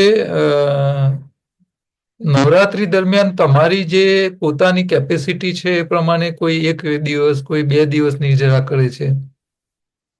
પછી જ્યારે કેપેસિટી પૂરી થાય, મન મજબૂત ન હોય એટલે આપણે પછી મનથી નબળા હોઈએ એટલે આપણે છોડતા હોઈએ છીએ. તો જ્યારે તમે આ ઉપવાસ નિર્જરા છોડો છો તો શક્ય હોય ત્યાં સુધી રસાહાર ઉપર રહો 1-2 દિવસ પાછા તમને મનને સંતોષ થઈ જાય કે ઓકે હવે આપણે પાછા સારા થઈ ગયા, સારું થઈ લાગે, ફરી પાછા નિર્જરા ચાલુ કરો. તો એના કારણે શું થાય છે કે તમારી આ એક પ્રકારની પ્રેક્ટિસ થતી જશે. એટલે તમે જો 2 દિવસ સળંગ નિર્જરા કર્યા, 1 દિવસ રસાહાર કર્યો, પાછો 2 ના બદલે 3 દિવસ થઈ શકે તો ખેંચવાનો પ્રયત્ન કરવો. આ રીતે નેટ પ્રેક્ટિસ વધારતા જશો તો એક દિવસ એવો આવશે કે આપણે 9 દિવસ સળંગ નિર્જરા સુધી પહોંચી શકીએ એટલી મનની માનસિકતા આપણી મજબૂત થઈ જાય એવું થઈ શકે. તો જે વ્યક્તિઓ 1 દિવસ, 2 દિવસ, 3 દિવસ જેટલા નિર્જરા થાય એટલા પ્રયત્ન કરવા. અને હાલ જે સવાલ આવ્યો, પેલા બેનને કીધું નિખિલભાઈને કે મને મસલ્સમાં પેઇન થાય છે, નસો ખેંચાય છે. તો નિખિલભાઈએ બહુ સરસ એનો ઉપાય બતાવ્યો કે તમે એનો અનુભવ કરો, એનાથી દૂર નહીં ભાગો, એને સ્વીકારી લો. અને દેહ ભાવને આ તકલીફ છે, તમારા દેહને તકલીફ છે, તમને તકલીફ નથી, એવા ભાવ સાથે જ્યારે એને સ્વીકારશો પછી તમને જે પેઇનની અનુભૂતિ થાય છે એ બિલકુલ બંધ થઈ જશે, પેઇન નહીં થાય. અને આ વાત સાચી છે કે જ્યારે તમે સિમ્પલ એક આપણે નાના બાળક તરીકે હતા અને જ્યારે સ્કૂલની અંદર જ્યારે વેક્સિન મૂકવા આવતા ડોક્ટરો, ત્યારે ડોક્ટરો શું કરતા કે ભાઈ તમને હાથ અહીંયા તૈયાર કરે અને પછી ડોક્ટર બોલે કે ઊંડો શ્વાસ લો. એટલે તમે જ્યારે ઊંડો શ્વાસ લેવાની સમયમાં હો એવા ટાઈમે તમને ઇન્જેક્શન લગાવી દે. એટલે તમારું મન પેલા શ્વાસમાં ભરાયેલું હોય એ વખતે અહીંયા ઇન્જેક્શન શરીરમાં ઘૂસે, પણ એ ઇન્જેક્શન અંદર ઘૂસ્યું એનું પેઇન તમને ફિલિંગ થતું નથી. કેમ કે તમારું મન પેલા શ્વાસમાં રોકાયેલું છે. તો એ વખતે તમને પેઇનલેસ અસર થાય છે કે કોઈ ઇન્જેક્શન વગર દુખાવાએ તમારું ઇન્જેક્શન લાગી જાય છે. તો મનને જ્યારે ડાયવર્ટ કરવાની વાત આવે છે ત્યારે તમારા શરીર ઉપર થતા જુલમ, શરીરને થતા અનુભવો, શરીર સાથે થતા પેઇન, આ બધું જ તમે એનાથી છોડી શકો છો જ્યારે મનને તમે ડાયવર્ટ કરી શકો છો. તો આ બધા જે આપણા જીવનમાં થતા અનુભવોમાંથી, કારણ કે આ ઘટના વેક્સિન લેવાની ઘટના તો કોઈ વ્યક્તિ નહીં હોય જેને વેક્સિન આપવામાં ન આવી હોય, બરાબર. તો વેક્સિન લેવાના સમયે જ્યારે આ એક ડોક્ટર તમને દુખાવા ન થાય અને તમને ઇન્જેક્શન અપાઈ જાય એ માટે તમને જે એડવાઇસ આપે છે એમાંથી પણ આપણે આ શીખવાનું છે કે ભાઈ મનને ડાયવર્ટ કરવાથી આપણે દુઃખમાંથી દૂર થઈ શકીએ છીએ, બરાબર. હા, હવે નિખિલભાઈ બેનના ભાવનાબેનની વાતના સવાલ ઉપર એનો જવાબ આપશે. હા બેન, ક્યાં ગયા? હા, ભાવનાબેન છે જ અહીંયા. હા, હવે આમાં એવું છે કે તમે જુઓ કે કેવી રીતે થઈ રહ્યું છે, બરાબર? બને ત્યાં સુધી નિર્જળાને છોડો નહીં, કારણ કે મન જ્યાં સુધી, કારણ કે જો આ પ્રોબ્લેમ ક્યાં આવે છે, તમને તમારું શરીર નિર્જળામાં સ્થિર છે, એને ભોજન નથી આપ્યું, બરાબર? એટલે બધી ઇન્દ્રિયો છે એ અંદર જાય છે. આમાં જેટલા પણ લોકો હશે જે સારું મ્યુઝિક સાંભળતા હશે અને રસાહાર કર્યો છે, એ લોકો કેટલી વખત મ્યુઝિક સાંભળ્યું છે? નહીં સાંભળી શકો. જે લોકો ફિલ્મ જોતા હશે એને હું કહું છું, કઈ સારી અત્યારે ફિલ્મ તમે જોઈ છો ટીવી પર? તમને ટીવી જોવું નહીં ગમતું હોય, કારણ કે ઇન્દ્રિયો બધી અંદર જઈ રહી છે, પ્રત્યાહાર થઈ રહ્યું છે. નિર્જળા વખતે થાય શું છે કે શરીરમાં એક વેક્યુમ ક્રિએટ થાય છે. અનાજ છોડ્યું છે, રાંધેલું છોડ્યું છે, બધું છોડી દીધું છે, એટલે અંદર એક વેક્યુમ ક્રિએટ થાય છે પેટમાં. અને એનું મુખ્ય કેન્દ્ર છે નાભી. આપણે બાળક સ્વરૂપે હતા ત્યારે નાભીથી જોડાયેલા હતા, આપણે નાભીથી આહાર લઈએ છીએ. આ મોઢું તો પછી આવ્યું છે.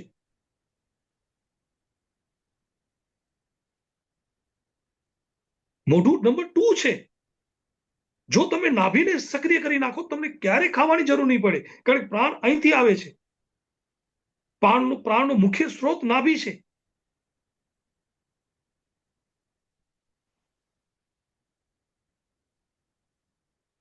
તો હવે એ જે સ્ત્રોત છે એ નાભી પર સ્થિર થયું છે. અહીંથી આપણે બંધ કરી દીધું મોઢામાંથી, એટલે અહીં સ્થિર થયું છે.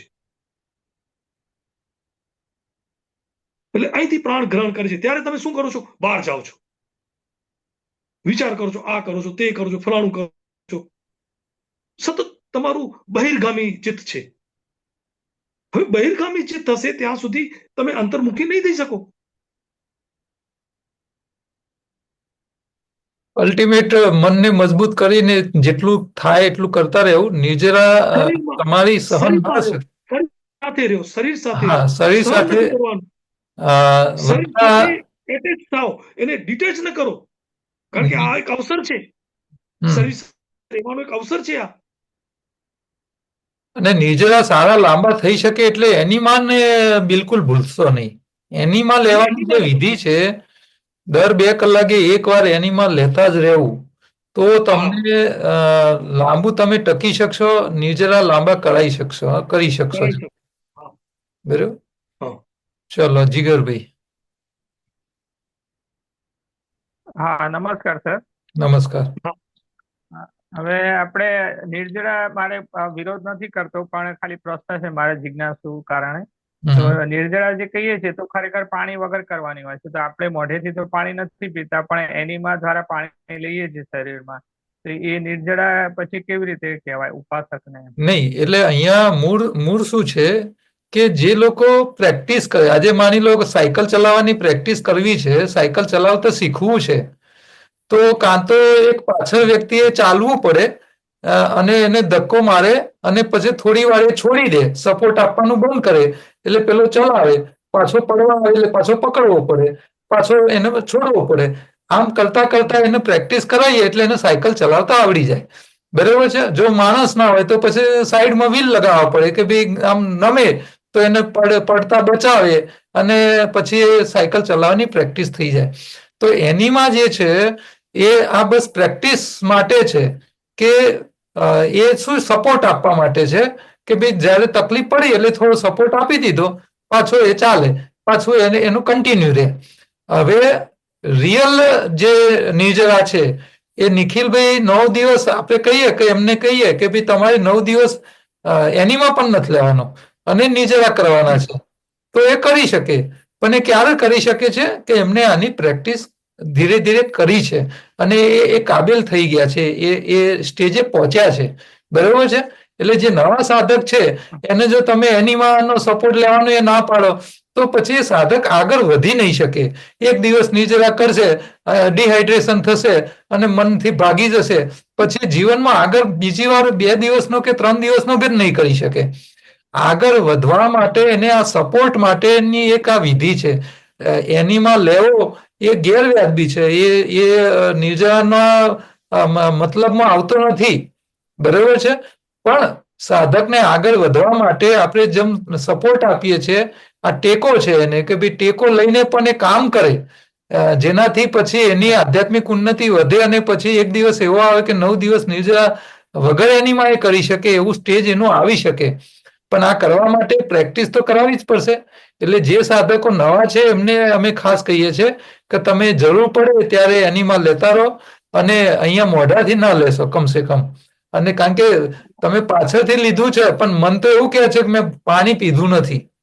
એટલે મનને મનાવવા માટે પણ આપણે મોઢાથી પાણી નથી લેવું, પાછળથી પાણી આપીએ એટલે એને આત્મસંતોષ રહે કે ઓકે મેં નિર્જરા કર્યા 3 દિવસ, મોઢેથી કશું લીધા વગર, ભલે અને એનિમાનો સપોર્ટ લીધો હોય, બરાબર.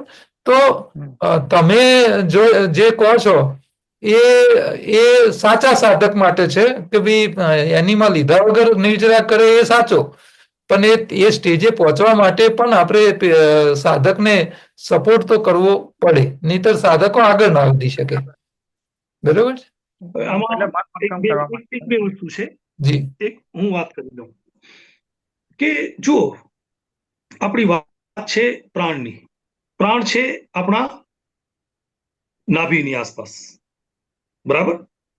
તમે જે કંઈ ખાઓ છો મોઢામાં મૂક્યું, બરાબર, અને એ મોઢામાંથી જ્યાં સુધી બહાર નથી નીકળતું ત્યાં સુધી પ્રાણ કાર્યરત છે. માનો કે મેં એક ઘૂંટડો પાણી પીધો તો એ ઘૂંટડો પાણી જ્યાં સુધી પરસેવા વાટે કે પેશાબ વાટે શરીરમાંથી નીકળતો નથી ત્યાં સુધી મારા પ્રાણ જાગૃત છે, એ એક્ટિવ છે. ત્યારે મારા શરીરની સફાઈ નહીં કરે પ્રાણ, ત્યારે આનું નિકાલમાં પ્રાણ લાગી ગયા છે. કરવી છે પ્રાણની સાધના, તો શું કરવું? તો મારે પાણી નથી પીવું. હવે શું કરવું છે કે પાણી તો આપવું છે શરીરને, પણ મોઢા વાટે નહીં. આ મોઢાની આખી લાંબી પ્રક્રિયા છે. મોઢા વાટેથી અન્નનળીમાંથી ડાયજેશનની પ્રક્રિયા શરૂ થાય, જઠરમાં જશે, જઠરમાંથી વળશે, અમુક સમય એ જઠરમાંથી નીકળી નાના આંતરડામાં જશે. નાના આંતરડું કેટલું લાંબુ છે, બરાબર? 30 મીટર જેટલું લાંબુ છે, 30 ફૂટ જેટલું. એટલે એમાંથી વલોવાશે, એમાંથી મોટા આંતરડામાં જશે અને ત્યાંથી એનું શોષણ થશે. એટલે આ આખી જફા છે મોટી. એટલે જે કંઈ તમે લ્યો છો પ્રોસેસમાંથી પસાર થવું પડે છે. જ્યારે તમે તમારો અવાજ બંધ થઈ ગયો નિખિલભાઈ. હવે આવ્યો. તો જ્યારે પાછળથી એનીમાં તમે લ્યો છો ત્યારે થાય શું છે કે લીધું, શરીરને જેટલી જરૂર છે પાણીની, બરાબર, એ પાણી ગ્રહણ કરશે. સંહિતામાં બસ્તી ક્રિયાનો ઉલ્લેખ છે. જે લોકો નિર્જળા કરે છે એને દિવસમાં એક વખત બસ્તી ક્રિયા કરવી. આ ગેરળ સંહિતામાં ચોખ્ખું લખેલું છે, એનીમાં નહીં, બસ્તી. હવે બસ્તી કરવી એના માટે તમારા આંતરડા એટલે સક્ષમ હોવા જોઈએ કે તમે પેટ સુધીના પાણીમાં ઉભા રહ્યો, પાછળ તમે એક નાની ભૂંગળી નાખો, પેટમાં ઉડે અને નોલી ક્રિયા કરીને આને શક કરવાનું છે પાણીને. એટલી ક્ષમતા તમારા આંતરડામાં નથી કે તમે શક શકો. તમે અત્યારે તમારું આંતરડું કરી રહ્યું છે, બધું બહાર કાઢી રહ્યું છે, અને એ પણ બહાર તમે વ્યવસ્થિત નથી કાઢતા, એટલે કોન્સ્ટિપેશન છે તમને. સાચી વાત છે. કારણ કે પહેલાના જમાનામાં આવી પ્લાસ્ટિકની પાઇપો કે એનિમાના ડબ્બાના આવી કોઈ વ્યવસ્થાઓ નહોતી, બરાબર. તો જ્યારે ભૂંગળી આવે, ભૂંગળી તમે અંદર નાખી દો, નહીં બસ્તી, પછી એ નોલી ક્રિયા કરવાની હોય. નિખિલભાઈ બસ્તીમાં 2 બતાવેલી છે, એક જલ બસ્તી અને એક સ્થળ બસ્તી, બરાબર. તો સ્થળ બસ્તીમાં આપણે પાઇપ દ્વારા પાણી ચલાવીએ છીએ જ્યારે હા. જબરદસ્તીમાં શું હોય કે તમારે પાણીમાં બેસી જવાનું અને પોતાના હા. આંતરડાની એવી કસરત કરવાની, એવી પ્રેક્ટિસ કરવાની કે પાણી અંદર આંતરડામાં ભરાઈ જાય અને આંતરડામાં પાણી પોતે આંગળમાં શોષી લે. પાણીમાંથી બહાર નીકળવાનું અને પછી જે જંગલ હોય કે ઝાડી હોય ત્યાં ક્રિયા. હા. અને પાછું એ પાણી બહાર કાઢવાનું. તો આ વગર સાધને પણ બસ્તી ક્રિયા જે તપસ્વીઓ યોગી લોકો હોય એ વગર સાધને એ દિવસમાં પણ એક કરી વખત. શકે. હા. હા, એટલે એક વખત એ લોકો બસ્તી ક્રિયા કરતા. હા, એ બસ્તી ક્રિયા એ રીતે પણ જ્યારે કરી નિર્જળા હોય શકાય. ત્યારે તો ખરું, નહીંતર હા. અઠવાડિયામાં એ લોકો એક વખત બસ્તી ક્રિયા આંતરડાની કરતા. સફાઈ આ રીતે અને વગર પણ સાધને શુદ્ધ પણ આંતરડાની સફાઈ કરતા. અને હા. આવો એક વિડીયો મારી પાસે આવેલો, એક નાનું બાળક હતું. એ બાળક શું કરે કે ખાબોચિયું, તળાવનું નાનું ખાબોચિયું હોય એમાં જઈને બેસી જાય અને પછી આ પેટની કસરત કરી અને પાણી ભરી દે અને પછી ઊભો થઈને બહાર આવીને પાછી આમ પ્રેશરથી પાણી પાછળથી કાઢે. એટલે આજુબાજુનું જે ટોળું હોય એ જોઈને એટલું ખુશાલ થાય ને ચીચિયારીઓ કરે છોકરાની આ બધી ક્રિયાઓ જોઈને. એટલે નાનું બાળક હશે, ગયા જન્મમાં કોઈ યોગી વોગી હશે, એને આ સ્વયં એને આવડતું. એટલે ખૂબ પાણીના ખાબોચિયામાં બેસે, પાણી ભરે અને પાછું ઊંચું થઈને પ્રેશરથી પાણી કાઢે, ફુવારો મારતું હોય એ રીતે. તો આ બધી જે ક્રિયાઓ છે એ મૂળ શાસ્ત્રોક્ત છે અને જ્યાં જરૂર હોય તે આવા સપોર્ટ લેવા અને સપોર્ટ લઈને પણ કર્મ કરવું એ મહત્વ છે આનું. બરોબર છે. હવે પૂનમભાઈ, પૂનમ ગોહિલ, એ બેન છે કે ભાઈ છે ખ્યાલ નહીં આવ્યો. હેલો. જી બોલો બેન. જી. હા સર, આજનું લેક્ચર ખૂબ જ સારું થયું, અમને ઘણું જાણવા મળ્યું. તો હું સરને આની પહેલાના લેક્ચરમાં પણ મારે અનમ્યુટ કર્યું હતું પણ મીટિંગ પૂરી થઈ ગઈ હતી કે એમ કહે છે નિખિલભાઈને કે એ એમ કહે છે કે આપણે જે બહારથી જે એનેસ્થેસિયા અને જે આપણે માદક દ્રવ્યો હોય છે એના હિસાબે આપણી પ્રાણશક્તિ ઓછી થઈ જાય છે.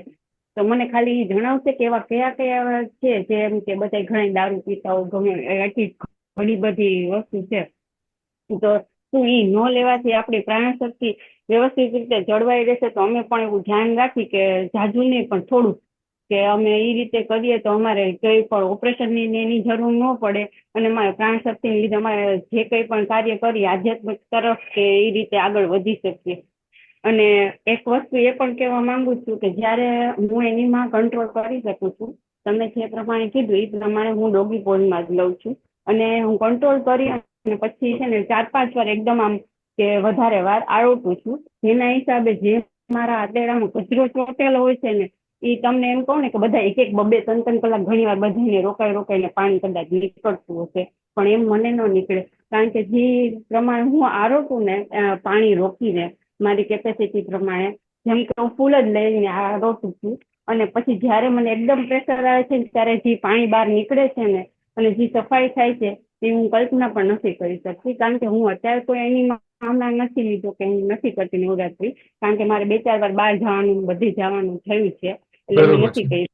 એટલે સાચી વાત છે કે જ્યારે ડોગી પોઝ દ્વારા પાણી આંતરડામાં મોકલ્યા પછી જ્યારે આપણે જમણા ડાબા પડખે આરોટીએ એટલે શું એ મોટા આંતરડામાં બધી બાજુ પાણી પહોંચી જાય અને દિવાલો ઉપર જે કંઈ મળ ચોટ્યો હોય એ બધો ડાયલ્યુટ થઈ અને પાણીમાં ઓગળી જાય અને પછી જ્યારે પ્રેશર આવે, કારણ કે જ્યારે પાણીની અંદર કચરો ભેગો થાય એટલે શરીરને ખબર પડે છે કે આ પાણી એબ્ઝોર્બ કરવા લાયક નથી, એનો નિકાલ કરવા લાયક છે, એટલે પછી શરીર જાતે એને ધક્કો મારી આંતરડાના અંદર રોકાયેલું પાણી જે ખરાબ થયેલું હોય એને ધક્કો મારી રેક્ટમ સુધી પહોંચાડી દે અને પછી રેક્ટમ સુધી પહોંચે એટલે તમને ઓટોમેટિક પ્રેશર આવે. એટલે શરીર પોતે પણ પોતાની જાતે કામ કરતું રહેતું હોય છે. એટલે જ્યારે આંતરડામાં પાણી જાય એ ચોખ્ખું હશે તો એ એબ્ઝોર્બ કરશે અને ચોખ્ખું નહીં હોય તો શરીર પોતે પણ એને એબ્ઝોર્બ નહીં કરે. એ ગંદકી વાળું છે તો એને ખરાબ માનીને શરીર એને ફેંકી દેતું હોય છે. બરાબર. તો એનીમાં જે તમે આ વિધિ જે કીધી એ બહુ ઉત્તમ છે આંતરડાની સફાઈ માટે. ડોગી પોઝ દ્વારા પહેલા પાણી સૌથી વધારે આંતરડામાં આપી દેવું, પહોંચાડી દેવું અને પછી ડાબા પડખા જમણા પડખે આરોટવું જમીન ઉપર, જેનાથી આંતરડાની સફાઈ બહુ સારી રીતે થતી હોય છે. એ પ્રયોગ બહુ સારો છે ને એ રીતે જ આંતરડાની સફાઈ ખાસ કરીને બીમાર લોકોએ તો એ રીતે વધારે આંતરડાની સફાઈ કરવી, જેનાથી બહુ લાભ મળતા હોય છે. આપણે જ્યારે નવરાત્રિ કરીએ છીએ, નિર્જરા કરીએ છીએ, તો એ વખતે તમે બેઠા બેઠા એનિમા લો, તમે આંતરડામાં જ્યારે પાણી જશે એટલે આંતરડા ચોખ્ખું પાણી હશે તો એબ્ઝોર્બ કરી જ લેશે, ખરાબ હશે તો જ એબ્ઝોર્બ નહીં કરે. બરોબર છે. એટલે વારે વારે એનિમા લઈ અને આપણે નિર્જરા પૂરા કરી શકીએ છીએ અને એમાં કોઈ વાંધો નથી. સુનિલભાઈ. સર નમસ્કાર. આવાજ છે આવાજ મારો? જી બોલો સુનિલભાઈ. હા, તો નમસ્કાર. પહેલે તો સૌ પ્રથમ આદરણીય રાજેશભાઈ ને આદરણીય નિખિલભાઈ ખૂબ સરસ માર્ગદર્શન આપી રહ્યા છે, માટે ખૂબ ખૂબ અભિનંદન છે. અને આપણે આજે એનિમા વિશેનું ચર્ચા ચાલતું હતું, એના માટે એક વસ્તુ ખાલી મારે જણાવી છે કે અમારા અનુભવ પ્રમાણે, અને મેં ગાંધીજીનું એક પુસ્તક વાંચ્યું હતું કે ગાંધીજીએ સૌથી વધારે ઉપવાસના પ્રયોગો કરેલા હતા. ને ગાંધીજીના એ પુસ્તકમાં એમને ખાસ ઉલ્લેખ કર્યો છે સાહેબ કે જ્યારે પણ આપણે ઉપવાસ કરીએ છીએ ત્યારે જો આપણે અગર એનિમા નથી લેતા તો આપણે શરીર પ્રત્યે ગુનો કરીએ છીએ. આવું એક આખું સ્ટેટમેન્ટ એમને આપેલું છે. એટલે આ રીતે જે પણ મિત્રો બધા જોડાયા છે એ સૌને ખાસ મારે કહેવાનું કે ભાઈ આમાં બીજો કોઈ સંશય નહીં રાખતા, જે રીતે આપણને માર્ગદર્શન મળ્યું છે એનો ઉપયોગ કરો અને વધુમાં વધુ લાભ લો, એમાં કોઈ શંકા છે જ નહીં. બરાબર છે. હું પણ વડોદરામાં એનડીએસ સેન્ટર ચલાવું છું ને આપણે ઘણા બધાને આ પદ્ધતિથી ફાયદા થયેલા છે. એટલે સૌની એક જ વિનંતી કે તમે આટલું સરસ માર્ગદર્શન મળી રહ્યું છે તેનો લાભ લઈ અને નવરાત્રીમાં પૂરેપૂરો આધ્યાત્મિક અને શારીરિક તમે ફાયદો ઉઠાવો, એ તમને બધાને વિનંતી. ઓકે, સરસ. સુનિલભાઈ, તમને ઝૂમ મીટિંગમાં જોઈ અને બહુ ખુશી થઈ. સુનિલભાઈ પટેલ, વડોદરા ઝોન કોર્ડિનેટરમાં છો હમણાં? તમારી જવાબ. ના, હું વડોદરા મનપા coordinator, city coordinator. Gujarat state Yog બોર્ડમાં મ્યુનિસિપલ કોર્ડિનેટર તરીકે એ સેવાઓ આપે છે અને એનડીએસ ના સાધક બી છે અને એનડીએસ નું સેન્ટર પણ ચલાવે છે વડોદરાની અંદર. તો વડોદરાના લોકો જે છે એ એનડીએસ ના બાબતે કઈ બી માર્ગદર્શનની જરૂર હોય તો સુનિલભાઈનો સંપર્ક ત્યાં કરી શકે છે. જયાબેન. સર નમસ્તે. બોલો. હું વિપસ્યના સાધના કરવા ગઈ ને એ વખતે મને સરસ અનુભવ થયેલો પ્રાણનો. તો એ વખતે શું થયું, 9મા દિવસે આપણને બપોરે 1 વાગે એ લોકો સ્પીચમાં કહે છે કે તમે તમારા પ્રાણને પીઠ પાસે મનને લઈ જાઓ અને ત્યાંથી પછી એને પુશ કરતા કરતા કમર સુધી, અહીંયા મૂલાધાર સુધી, મેરુદંડ સુધી લઈ આવો એમ. તો એવી રીતે પુશ કરતી કરતી નીચે આમ લઈ આવી તો પછી મૂલાધાર સાફ ન થયો. પછી મેં શું કર્યું, આઈડિયા કર્યો, આ એક ખૂણે લઈ ગઈ પ્રાણને અને પછી પુશ કર્યું તો એ મેરુદંડ સાફ થવા માંડ્યું. પછી એવી રીતે મેં બીજા ખૂણે એવી રીતે મન અંદરથી પુશ કરતા કરતા પ્રાણને લઈ ગઈ તો બીજી સાઈડ પર મેરુદંડ સાફ થયો. પછી વચ્ચે મેં એવી રીતે ટ્રાય કર્યું તો મારો પૂરો મેરુદંડ સાફ થયો અને જાણે આમ જેસીબી આવ્યું અને કેમ જાણે આમ સાફ કરતું હોય અંદર, એટલું અંદર મેરુદંડ સાફ થયો, મને અનુભવ થયો.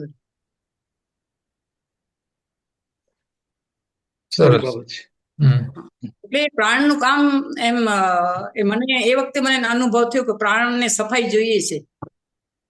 એને અંદર બધું ગંદુ નથી પોસાતું પ્રાણને. સાચી વાત છે. એટલે 2023માં અનુભવ થયો. હું યોગ ટ્રેનર છું. હું કઈ જગ્યાએ છો? ગાંધીધામમાં. ગાંધીધામમાં છો. ઓકે, સરસ. નિખિલ સર ના માર્ગદર્શન નીચે અમે ચલાવીએ છીએ. અચ્છા, નિખિલ સર સાથે જ છો. ઓકે, સરસ સરસ. સેક્ટર 7માં ગાંધીધામ. જે મેડિટેશન થકી આપના પ્રાણ ઉર્જાને જે તાકાતવાન કરવાની જે વાત છે, ઉપવાસ દ્વારા પ્રાણની શક્તિ વધારવાની જે વાત છે, આ બધા નિખિલભાઈએ સ્વયં એના પ્રયોગો કરી અને 9 દિવસ નિર્જરા કર્યા પછી પણ, અને એના સાથે વર્કઆઉટ કરવા સાથે 9 દિવસે પોતાનું વજન વધારી શકે છે, ઘટવાના બદલે વધારી શકે છે. તો આ બધું પ્રાણની શક્તિના કારણે જ શક્ય બને છે. અને સાયન્સને જ્યારે તમે વાત કરશો એલોપેથી સાથે વાત કરશો તો એ તો એવું જ કહેશે કે તમે એક દિવસ ઉપવાસ કરો એટલે 200-500 ગ્રામ વજન ઘટે, વધવાની તો કોઈ શક્યતા જ નથી. એટલે એ તો માનવા જ તૈયાર નથી કે વજન ઉપવાસ કર્યા પછી વધી શકે. તો સાયન્સ જે છે એ સાયન્સની વાતો કરવા વાળા એ મર્યાદિત વિચારો વાળા છે. એ લોકોને આપણી યોગશાસ્ત્રની જે વિધિઓ છે, યોગશાસ્ત્રમાં બતાવેલા જે રસ્તાઓ છે પ્રાણને વધારે તાકાતવાન કરવાના, આ બધા ઉપર એમને કોઈ રિસર્ચ કર્યા નથી, અને કર્યા હોય તો એ જણાવવા માંગતા નથી. કારણ કે એમનો કક્કો સાચો રાખવા માટે, સાચું હોય રિસર્ચ કર્યું હોય તો પણ એને ડિક્લેર ન કરે. જેમ કે અમે ગયા વર્ષે નિખિલભાઈને વિસનગર મેડિકલ કોલેજમાં રાખ્યા હતા ચૈત્રી નવરાત્રી પૂરેપૂરું. 9 દિવસ નિર્જરા કર્યા, વજન વધ્યું, અને એના પાછળનું આખું સાયન્ટિફિક લોજિક અમે નિખિલભાઈને બંને અમે એમને સમજાયું કે આ રીતે નિખિલભાઈએ પોતાનું વજન વધાર્યું, સૂર્ય શક્તિનો ઉપયોગ કરી અને શરીરમાં એનર્જી વધારી, જેટલી જરૂર હતી એટલી એમને ક્રિએટ કરી અને પોતાના વજનને ઘટતું અટકાયું. આખું સાયન્સ એનું લોજિક બતાવવા છતાં એમને આવું આ કારણે શક્ય બની શકે છે આવા શબ્દોમાં પણ એમને અમને રિસર્ચ પેપર કે કોઈ પેપર લખીને ના આપી. એટલે આપણા લોકોની કઠિનાઈ છે કે ભાઈ સત્ય સામે હોવા છતાં આંખ બંધ કરી દેવાની જે શાહમૂળ વૃત્તિ જે છે એ બહુ ખરાબ હાલત છે આપણા દેશની. આ જ ઘટના જો અમે વિદેશમાં કરી હોત ને તો કદાચ આખી દુનિયામાં એ લોકોએ આનો ડંકો વગાડ્યો હોત, પણ આપણા ભારતમાં રહીને પણ આપણે આ કરી શકતા નથી. આ બહુ મોટી વિચિત્ર સ્થિતિ છે આપણી. કઈ વાંધો નહીં, આપણે દરરોજ 10 વાગે મળતા રહીશું અને નિખિલભાઈના અનુભવોનો અને એમના જ્ઞાનનો લાભ આપણે સૌ લેતા રહીએ. આપણો આ જે વિડીયો હોય છે એ રેકોર્ડ કરીએ છીએ અને યુટ્યુબ ચેનલ ઉપર અપલોડ પણ કરીએ છીએ, અને એ અપલોડ કરેલો વિડીયો ની લિંકો પાછી અમે ગ્રુપમાં મૂકીએ છીએ. એટલે આપ તો લાભ લો જ છો, પણ આપના થકી આપના બીજા જે લોકો પૂરા દિવસ દરમિયાન કામમાં રોકાયેલા છે, આ લાઈવ લાભ લઈ શકતા નથી, એવા લોકોને પણ આનો લાભ મળે એટલે હું તમને જે લિંક મોકલું છું ગ્રુપની અંદર વિડીયોની અપલોડ કરેલી, એ પણ તમે બીજા લોકોને મોકલો, જેનાથી બીજા લોકો જે દિવસ દરમિયાન મજબૂરીમાં કામ ઉપર છે, નવરાત્રી નથી કરી રહ્યા, એવા લોકો સુધી પણ આ નોલેજ પહોંચે. અને જ્યારે એમને સમય મળશે, જ્યારે વાનપ્રસ્થ જિંદગીમાં આવશે, જ્યારે ફ્રી થયા પછી ગૃહસ્થામાંથી બહાર નીકળશે, તો એ વખતે આ નોલેજ એમને ઉપયોગમાં આવશે. એવા ભાવ સાથે પણ આપણે એમને મોકલીએ તો લોકો સુધી આનો લાભ પહોંચી શકે. બરોબર? તો આપ બધા સૌ જોડાયા, રોજ લાભ લો છો, અને નિખિલભાઈ આપણને રોજ લાભ આપે છે, તો આપણે નિખિલભાઈનો ખૂબ ખૂબ આભાર માનીશું. અને આજે હવે આપની મીટિંગ અહીંયા પૂરી કરીશું, અને આવતીકાલે 10 વાગે ફરીથી તમે જે લિંક દ્વારા જોડાયા છો એ જ લિંકથી આપણે જોડાવાનું છે. લિંક મળે કે ન મળે, તમે સમયસર જોડાઈ જજો અને નિખિલભાઈના જ્ઞાનનો લાભ લેતા રહેજો. બધાને નમસ્કાર, ધન્યવાદ.